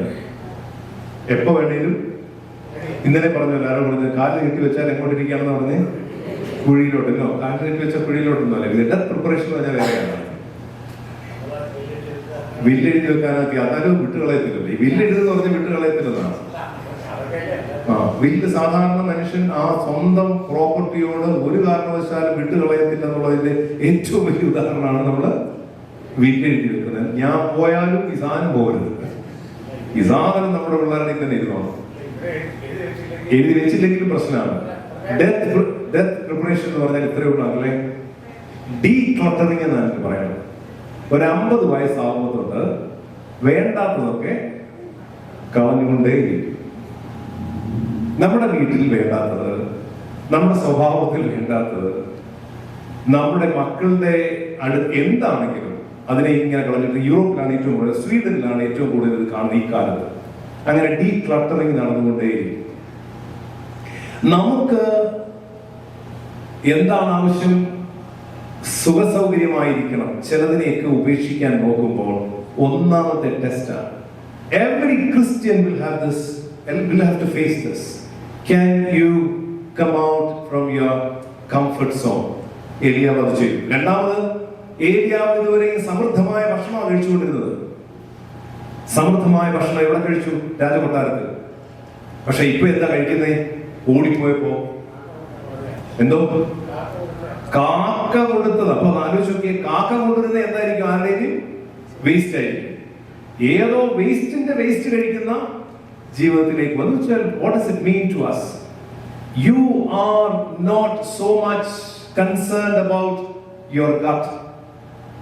ഇന്ന് നമ്മളോട് ഡോക്ടേഴ്സ് പറയുന്നത് be careful about your gut. But they say the moment you think that you can take away your desire of what you eat and what you drink, നാം നമ്മുടെ ശരീരത്തെ പറ്റി ഒത്തിരി ബോധ്യമായി കഴിഞ്ഞാൽ, ഞാൻ ഇതിലൂടെ വന്നപ്പോൾ എനിക്കൊന്ന് ഒത്തിരിയും ആളുകൾ എന്നോട് അച്ഛൻ ക്ഷീണിച്ചിരിക്കുന്നു, അച്ഛൻ അത് കഴിക്കണം, ഇത് കഴിക്കണം, എനിക്ക് ആന്റി ചിയ സീഡ് കൊണ്ടുത്തത്, എന്തൊക്കെ കാരണം ഇങ്ങനെ അച്ഛന്മാരെ ഇച്ചിരി ശക്തി വേണമല്ലോ അല്ലേ? എന്നോട് ഒരു പള്ളിയിൽ വെച്ച് പറഞ്ഞ ഒരു സെന്റൻസ്, ഇത് ജനറൽ ബോഡി ഇരുന്ന് പറഞ്ഞതാണ്. ഞാൻ നോൺ വെജ് കഴിക്കില്ല. അപ്പൊ അവിടെ നിന്ന് ഒരു കൂട്ടരാണ് പറയുകയാണെ, അച്ഛൻ ജനറൽ ബോഡി യാക്കോബയുടെ ജനറൽ ബോഡിയൊക്കെ നടത്തണമെന്നെങ്കിൽ ഒരു ഇച്ചിരി മീൻ കഴിച്ചാൽ അപ്പൊ അങ്ങനെ എനിക്ക് മനസ്സിലായി ഈ മീറ്റ് കഴിക്കുമ്പോൾ ഒരു ശക്തി വരുന്നത്. But decluttering and Elijah, the second test was food, meaning more about our own personal interests. The third, മൂന്നാമത് എന്തായിരുന്നു? എല്ലാ ക്രിസ്തീയ ജീവിതത്തിലും സംഭവിക്കുന്നതാണ്. Irrespective of men or women, monks, monastery ജീവിക്കുന്നവർ ആരാണെങ്കിലും എന്ത് സംഭവിക്കുന്നു? അതുകൊണ്ടാണ് നമ്മുടെ എല്ലാവരുടെയും പാട്ടുകൾ നമ്മൾ പാടുമ്പോൾ, മോർ അഫ്രൈം എഴുതുന്ന പാട്ടുകളിലെല്ലാം പാടുമ്പോൾ നിങ്ങൾ ശ്രദ്ധിച്ചിട്ടുണ്ടാകും, ഇനി വരുന്ന ഏറ്റവും വലിയ ടെസ്റ്റാണ് എന്ത്? അദ്ദേഹത്തോട് പറയുകയാണ്, go and stay at the house of the widow of Zarephath. നോക്കണേ, കൊച്ച് വയ്യാതെ കിടക്കുകയാണ്. എലിയാവിന്റെ ചിന്ത എളുപ്പമാണെന്ന് അറിയാമോ? തന്റെ ശരീരത്തിന്റെ ആഗ്രഹം സാധിക്കാൻ ഈ കുഞ്ഞിനെ അങ്ങ് ഒന്നും ശ്രദ്ധിക്കാതിരുന്നു കഴിഞ്ഞാൽ കുഞ്ഞ് വളരെ പനി കൂടിയിരിക്കുകയാണ്. അത് മരിച്ചു പോയാൽ ഏലിയാവിന് ഭയങ്കര സന്തോഷമാവും, വിധവയുടെ വീട്ടിൽ സുഖമായി ജീവിക്കാൻ. ഈ 3 ടെസ്റ്റുകളും അദ്ദേഹം പാസ്സാകാണ്. അദ്ദേഹം കൊട്ടാരത്തിന്റെ സൗകര്യങ്ങളെല്ലാം ഉപേക്ഷിച്ചു. കാക്ക കൊടുത്ത സാധാരണ ആരുടെയോ ഭക്ഷണത്തിന്റെ ബാക്കി ഭക്ഷണം കഴിച്ചു. സറാഫാത്തിലെ വിധവയുടെ മകനെ ഉയർപ്പിച്ചു, അഥവാ അവനെ ജീവിപ്പിച്ചു. അവൻ അവിടെ വിജയിച്ച് ഓടിപ്പോയപ്പോൾ ഹെറോദ് പർവ്വതത്തിന്റെ കീഴിൽ സുഖമായി ഇരിക്കാമെന്ന് വിചാരിച്ചവൻ അവിടെ ചെന്നപ്പോഴാണ് യഹോവയുടെ ശബ്ദം വന്നു, ഏലിയാവേ, ഇവിടെ നിനക്ക് എന്ത് കാര്യം? Go back. Therefore, Christian life is a turning back to the original, to the Creator, to the first call that we have. അനുഗ്രഹിക്കപ്പെട്ടവരെ, ഞാൻ ഈ ഭാഗം ഇന്ന് അവസാനിപ്പിക്കുകയാണ്. എന്താണ് പറഞ്ഞു വരുന്നത്? നമ്മുടെ ജീവിതത്തിൽ മാതാവ് കാണിച്ചു തരുന്ന ഏറ്റവും വലിയൊരു വഴിയെ പറ്റി ഞാൻ പറയുകയാണ്. നാം ദൈവത്തെ വഹിക്കുന്നവരായി തീരുവാൻ, നാം ദൈവത്തിന്റെ പുത്രനും പുത്രിയുമായി തീരുവാൻ, മാതാവ് ദൈവമാതാവ് എന്ന് അറിയിക്കപ്പെട്ടതുപോലെ ആയിത്തീർന്നതുപോലെ നമുക്ക് വേണ്ടി മാത്രമല്ല മറ്റനേകർക്ക് വേണ്ടി ജീവിപ്പാനായി നമ്മളെ വിളിച്ചു വേർതിരിച്ചിരിക്കുന്നു. അതുകൊണ്ട് ഇതിന് ഏലിയാവിന്റെ കഥയോട് ഞാൻ ചേർത്ത് വെച്ചതിന്റെ കാരണം, ഏലിയാവിലൂടെ അവസാനിപ്പിക്കുവാൻ ഇങ്ങനെയാണ് തിരിച്ചുപോക്കിനെ പറ്റി പറയുന്നത്. 40 രാത്രിയിലും പകലുമായി മരുഭൂമിയിലൂടെ ഇത്ര കഷ്ടപ്പെട്ടു വന്നവൻ തിരികെ പോവുകയാണ്. എന്തിനാണെന്നറിയാമോ? രാജാക്കന്മാരുടെ പുസ്തകം 1 രാജാക്കന്മാരുടെ പുസ്തകം 19-ാമത്തെ വാക്യം നിങ്ങൾ വായിക്കുക. അവന് 3 ടാസ്ക് കൊടുക്കുന്നുണ്ട്. ഹസായേലിന് അരാമിനെ നീ രാജാവായി വാഴിക്കണം എന്ന് വെച്ചാൽ you have to enthrone a new king. ഒരു രാജ്യത്തിന്റെ രാജാവിനെ തന്നെ നീ ഇല്ലാതാക്കണം എന്നാണ് പറയുന്നത്. അനീതി എവിടെയാണോ, ബന്ധനം എവിടെയാണോ, സ്നേഹമില്ലായ്മ എവിടെയാണോ, നീതിയില്ലായ്മ എവിടെയാണോ, അവിടെയൊക്കെ നിന്റെ ശബ്ദം എന്ന് പറയുന്നത് ദൈവത്തിന്റെ ശബ്ദമായി മാറണം. അവിടെ ആഹാബിനെ മാറണമെങ്കിൽ മാറ്റി നീ ആരെയോ പുതിയ ആളിനെ വാഴിക്കണം. പുതിയ രാജാവിനെ ഹസായേലിനെ അരാമിന് രാജാവ് അരാം എന്ന് പറയുന്നത് സിറിയാണ് രാജാവായി വാഴിക്കണം. Dethrone all what is unnecessary in front of you. You have to dethrone. ഉപേക്ഷിച്ചേ മതിയാകൂ ക്രിസ്തീയ ജീവിതത്തിൽ. ഞാൻ ക്രിസ്ത്യാനിയാണെന്നുള്ള സുഖകരമായ അവസ്ഥയ്ക്കല്ല, മറിച്ച് ഉപേക്ഷിച്ച് എന്താണോ ക്രിസ്തുവിന് അനുരൂപമാകേണ്ടുന്നത് അതിലേക്ക് പോയേ മതിയാകും. നിംഷിയുടെ മകനായ യേഹുവിനെ ഇസ്രയേലിന് രാജാവാക്കും. രണ്ടാമത് മറ്റൊരു രാജാവിനെ ഇസ്രയേലിൽ വാഴിക്കും. സിറിയയ്ക്ക് വാഴിക്കണം, ഇസ്രയേലിൽ വാഴിക്കണം. മൂന്നാമതായി പറയുന്നത് ഇതാണ്, നിനക്ക് പകരമായി എലീശയെ പ്രവാചകനാക്കുക. നിനക്ക് പകരമായി എലീശയെ പ്രവാചകനാക്കി മാറ്റുക. നമ്മുടെ അടുത്ത തലമുറയിലുള്ളവർ, അടുത്ത തലമുറ എന്ന് പറഞ്ഞാൽ ഏലിയാവിന് ശേഷം വരുന്ന എലീശ എന്ന പ്രവാചകൻ, അവനെ വാഴിക്കുവാനുള്ള ചുമതല ഏലിയാവിന് കൊടുക്കുകയാണ്. നമ്മുടെ തലമുറ ക്രിസ്തുവിലാണ് എന്നുള്ള ഉറപ്പ് വരുത്തുക. നമ്മുടെ തലമുറ ക്രിസ്തുവിനാണെന്ന് ഉറപ്പ് വരുത്തുവാൻ നമുക്കല്ലാതെ മറ്റാർക്കും ബാധ്യതയില്ല. അതുകൊണ്ട് നിങ്ങൾ ക്രിസ്തുവായി തീരുവല്ലാതെ മറ്റൊരു വഴിയില്ല. നിങ്ങൾ ക്ഷമയായി തീരുകല്ലാതെ മറ്റൊരു വഴിയില്ല. നിങ്ങൾ സ്നേഹമായി തീരുകല്ലാതെ മറ്റൊരു വഴിയില്ല. നാം എന്താണോ ദൈവത്താൽ തിരഞ്ഞെടുക്കപ്പെട്ടിരിക്കുന്നത്, ആരാണോ നമ്മളെ ഈ ലോകത്തിലേക്ക് ക്ഷമയും നീതിയും സമാധാനവും സന്തോഷവും ഉള്ള ദൈവം മനുഷ്യരായി നമ്മളെ ലോകത്തിലേക്ക് പറഞ്ഞയച്ചുവെങ്കിൽ അവനിലേക്ക് തിരിച്ചു ചെന്ന് നാം അതായി തീരുകല്ലാതെ മറ്റൊരു വഴിയില്ല. അനുഗ്രഹിക്കപ്പെട്ടവരെ, വാക്കുകളെ ചുരുക്കട്ടെ. ഞാൻ സെമിനാരിയിൽ പഠിച്ചുകൊണ്ടിരിക്കുകയാണ്, മാസ്റ്റേഴ്സ് പഠിച്ചുകൊണ്ടിരിക്കുന്ന കാലം. അന്ന് ബാച്ചിലേഴ്സിന് പഠിക്കുവാൻ വന്ന ഒരു മാസ്റ്റർ, അദ്ദേഹം സെമിനാരി പഠനത്തിന്റെ 1-ാം വർഷമായപ്പോൾ എനിക്ക് 2 വർഷമുള്ളൂ മാസ്റ്റേഴ്സ്. കുറേ പ്രശ്നങ്ങൾ ചെന്ന് ചാടുകയാണ്. ഒന്നാമത് വന്നാണ് ബാംഗ്ലൂർ എന്ന സിറ്റിയിലേക്ക് വന്നപ്പോഴേക്കും ഗ്രാമത്തിൽ നിന്ന് വന്നു. അവിടെ സെമിനാരി സമയം കഴിഞ്ഞ് പുറത്തു പോകാൻ പറ്റും. ആ പുറത്തു പോകുന്ന സമയത്തേക്ക് പതിയെ തന്റെ വിളിയിൽ നിന്ന് മാറിപ്പോകുന്നതായിട്ട് തോന്നി. ആരും സാധാരണ പറയാറുണ്ട് ആർക്കാരെയാണ് സംരക്ഷിക്കേണ്ടത്. പക്ഷെ എന്തോ ഉള്ളിലൊരു തിക്കനുണ്ടായി. ശമാശനെ ഒരു ദിവസം വിളിച്ചിട്ട് പറഞ്ഞു, ശമാശ, ജീവിതത്തിന്റെ മാറ്റം ദൈവത്തിന് വേണ്ടി തിരഞ്ഞെടുത്തുവെങ്കിൽ ഇത് ശരിയാണോ ഈ യാത്ര എന്ന് ചോദിച്ചു. ഈ മനുഷ്യന് ഭയങ്കര ദേഷ്യം. അന്നേരം തന്നെ എന്റെ മുമ്പിൽ അങ്ങ് പൊട്ടിത്തെറിച്ചു. Who are you to talk to me this? You are not my parent. You are not supposed to talk to me like this. So you are something different, I am something different. Don't come to me anymore like this. പക്ഷെ എന്റെ ഉള്ളങ്ങോട്ട് പിടയ്ക്കാൻ തുടങ്ങി. ഞാൻ ഇതൊന്നും ഉദ്ദേശിച്ച് പറഞ്ഞതല്ല. ഞാൻ അദ്ദേഹത്തോട് പതിയെ പറയാൻ തുടങ്ങി, no, I don't want to hear listen anything to you from you. ഏതാണ്ട് ഒരു വെള്ളിയാഴ്ചയാണ്, എന്റെ ഓർമ്മ ശരിയാണെങ്കിൽ. ശനിയാഴ്ച വൈകുന്നേരം ആയപ്പോഴേക്കും എനിക്ക് പ്രയാസമായി. എന്താ, പിറ്റേ ദിവസം രാവിലെ കുർബാനകളാണ്. ഈ കുർബാനയ്ക്ക് മുമ്പ് ഇദ്ദേഹത്തോട് നിരപ്പാണ്. ഞാനങ്ങനെ രാത്രിയിൽ സർവ്വശക്തി എടുത്തുകൊണ്ട് ഇദ്ദേഹത്തിന് ഒരു സിംഗിൾ റൂമാണ് മുറിയിൽ പോയി കൊട്ടി. ആരാണെന്ന് ഞാൻ പറഞ്ഞില്ല. അദ്ദേഹം വാതിൽ തുറന്ന് എന്റെ മുഖമാണെന്ന് കണ്ടപ്പോഴേക്കും ഈ വാതിൽ കൊട്ടിയടച്ചു. എന്നിട്ട് അകത്ത് നിന്ന് പറഞ്ഞു, Go out, don't come to me anymore. അദ്ദേഹത്തിന്റെ 1-ാം വർഷം, എന്റെ 2-ാം വർഷമാണ്. ഞാൻ ഓരോ ദിവസങ്ങളും ഓരോ ആഴ്ചയിലും ദൈവത്തോട് പറഞ്ഞു, ദൈവമേ, എനിക്ക് ഇങ്ങനെ പോകാൻ പറ്റില്ല, എനിക്ക് കുർബാനയില്ലാൻ പറ്റുന്നില്ല. അദ്ദേഹം പോകുന്ന വഴികളിലൂടെ ഞാൻ പോകും. ഞാൻ നല്ല സീനിയറാണ്. ഞാൻ പറഞ്ഞല്ലോ, ഫസ്റ്റ് ഇയർ ഞാൻ കുറേയൊക്കെ വർഷങ്ങൾക്ക് മുമ്പാണെങ്കിൽ പോലും. But I started talking to him, but he was not ready. I used to go to his room. No, he was not ready. At the mess hall, I used to talk. No, he doesn't want. He was completely turning off his face from me. But I continually prayed. And every Kurbana, I think I have remembered his name for hundreds and thousands of times during Yajika in the Samavila. But he was not ready to talk to me. And the day came that I am graduating.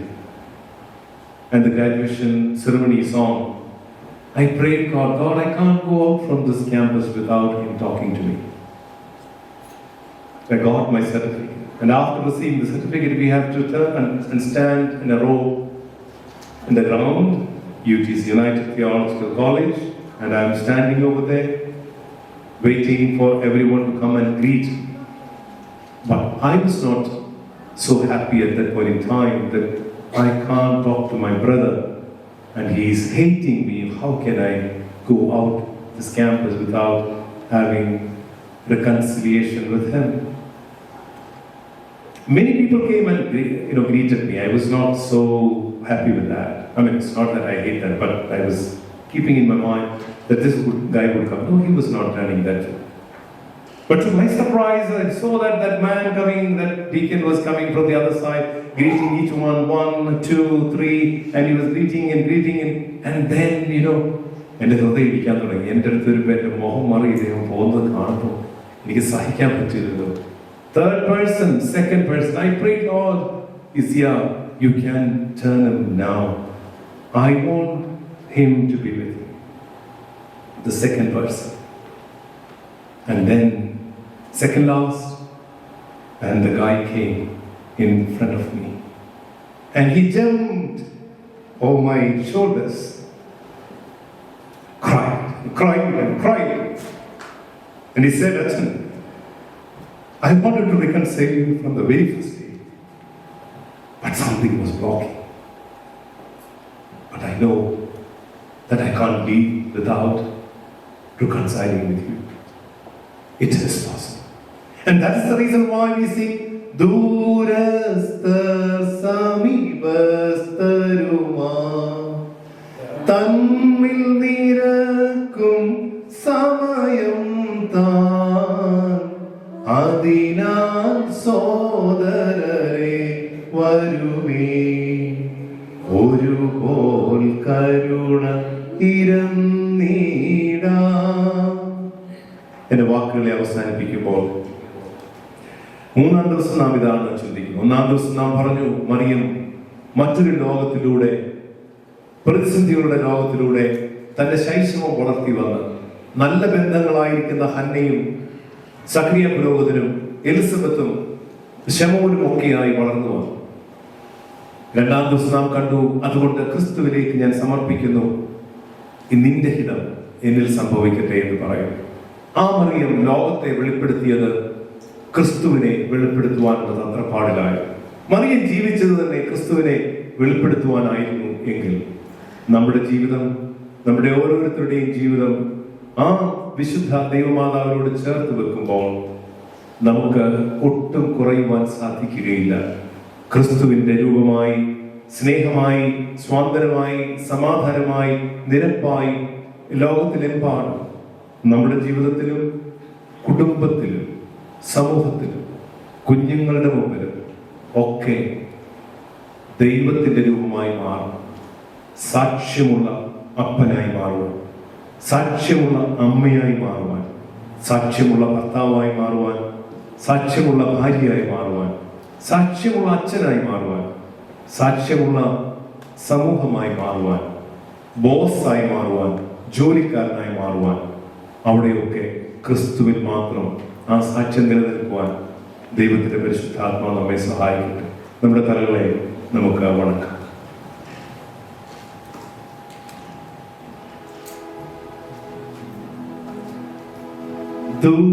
ദൂരസ്ഥർ സമീപസ്ഥരുമാ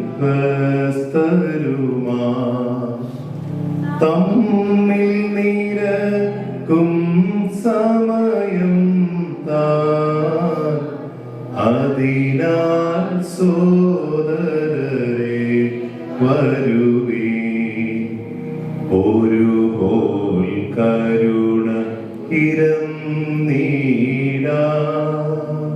നിത്യവും ഞങ്ങളെ സ്നേഹിക്കുന്ന ഞങ്ങളുടെ സ്വർഗീയ ദൈവമേ, വിശ്വസ്ത കർത്താവേ, ഈ ദിവസത്തിന്റെ സന്ധ്യയിൽ വീണ്ടും ഞങ്ങളോട് നീ സംസാരിച്ചതിനാൽ നിന്നെ സ്തുതിക്കുന്നു. നിന്നെ പറ്റ അമ്മയുടെ ജീവിതം ഞങ്ങൾക്ക് മാതൃകയാക്കണമെങ്കിൽ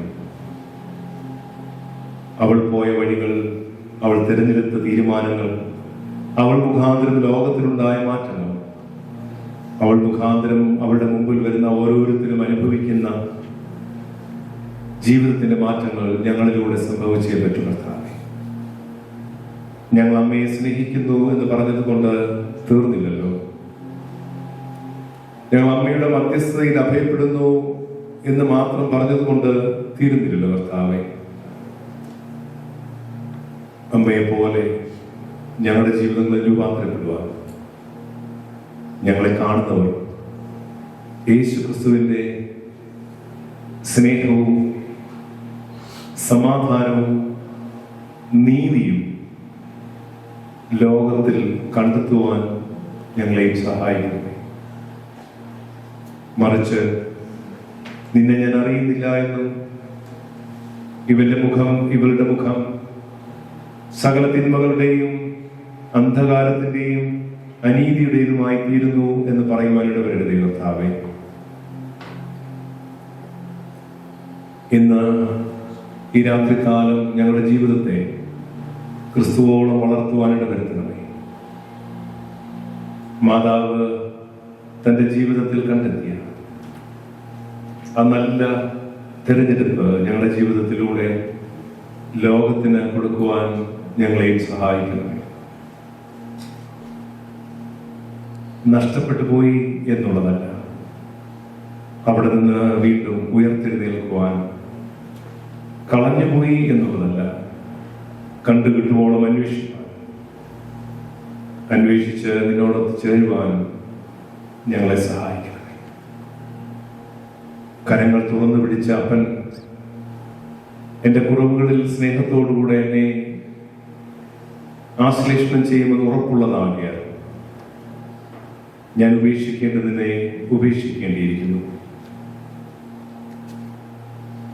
ഞാൻ കളയേണ്ടുന്നതിനെ കളയേണ്ടിയിരിക്കുന്നു. കാരണം ക്രിസ്തുവിനിൽ ജീവിക്കുമ്പോൾ നീ അവസാന നിമിഷം വരെയും എന്നെ സ്നേഹിക്കുമെന്നുള്ള ഉറപ്പുള്ളതിനാൽ നിന്റെ സന്നിധിയിൽ ഞാൻ കടന്നു വരുന്ന കർത്താവേ, ആയതിനാൽ ഞങ്ങൾ ആ കള്ളനോടൊപ്പമെങ്കിലും നിന്ന് പ്രാർത്ഥിപ്പാൻ ഞങ്ങളെ സഹായിക്കുന്നു. വിശ്വാസത്താൽ വരവേറ്റൊരു മോഷ്ടാവൊന്നിച്ച് ഈശാനാഥ നൽകണമർഹത നിൻ സ്തുതി പാടാം. വിശ്വാസത്താൽ വരവേറ്റൊരു മോഷ്ടാവൊന്നിച്ച് ഈശാനാഥ നൽകണമർഹത നിൻ സ്തുതി പാടാം. കർത്താവേ, ഞങ്ങൾ വീണ്ടും സമ്മതിക്കുന്നു, ഞങ്ങളുടെ ജീവിതത്തിൽ പലപ്പോഴും വിട്ടുകളയേണ്ടതിനെ കളയുവാൻ സാധിക്കാതെ വരുന്നുണ്ട്. ഞങ്ങളുടെ ജീവിത സുഖങ്ങൾ, ശരീരസുഖങ്ങൾ, വ്യക്തിപരമായ സുഖങ്ങളോട് ചേർന്ന് ഞങ്ങൾ നിന്നിൽ നകന്നു പോകാറുണ്ട്, തീരുമാനങ്ങൾ മാറ്റിവെക്കാറുണ്ട്. പിന്നീടാകട്ടെ നിന്നോട് ചേർന്നുകൊള്ളാം, ഞാൻ പ്രായമായില്ലല്ലോ, കുറച്ചുകൂടെ കഴിയുമ്പോൾ എനിക്ക് നിന്റെ അടുത്തേക്ക് വരുവാൻ സാധിക്കുമല്ലോ. സ്നേഹിത, മകനെ, മകളെ, എൻ്റെയും നിന്റെയും ജീവിതം ഈ ഭൂമിയിൽ എത്ര നാൾ നിക്ഷേപിച്ചിരിക്കുന്നു നമുക്കറിയില്ലല്ലോ. നോമ്പിൽ നാം പ്രാർത്ഥിക്കാറില്ലേ? ശരീരം ആത്മാവോട് ചേർന്നിരിക്കുമ്പോൾ നീ അവന് വേണ്ടി പൂർണ്ണതയോടെ ജീവിക്കുക എന്ന്. ഇപ്പോഴാണ് നമ്മുടെ വാഗുകൊണ്ട് നമുക്ക് അവനെ സ്തുതിക്കുവാൻ സാധിക്കുന്നത്. ഇപ്പോഴാണ് നമ്മുടെ മനസ്സുകൊണ്ട് നന്മ ചെയ്യുവാൻ സാധിക്കുന്നത്. ഇപ്പോഴാണ് നമുക്ക് സ്നേഹം മൂർത്തിഭാവമായി നമ്മുടെ ജീവിതത്തിൽ കൊണ്ടുവരുവാൻ സാധിക്കുന്നത്.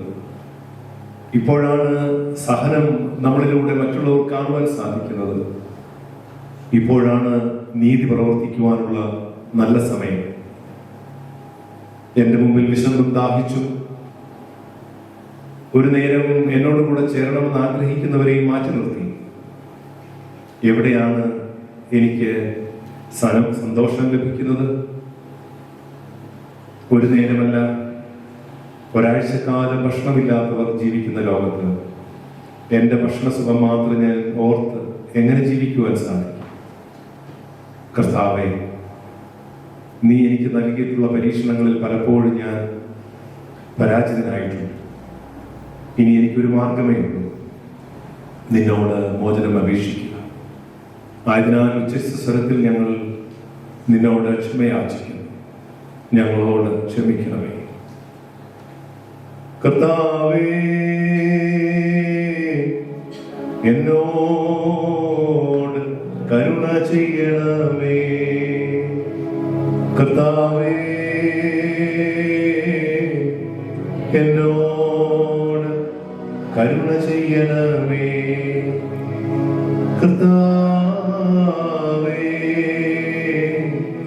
എന്നോട് കരുണ ചെയ്യണമേ. Lord, have mercy on me. Lord, have mercy on me. Create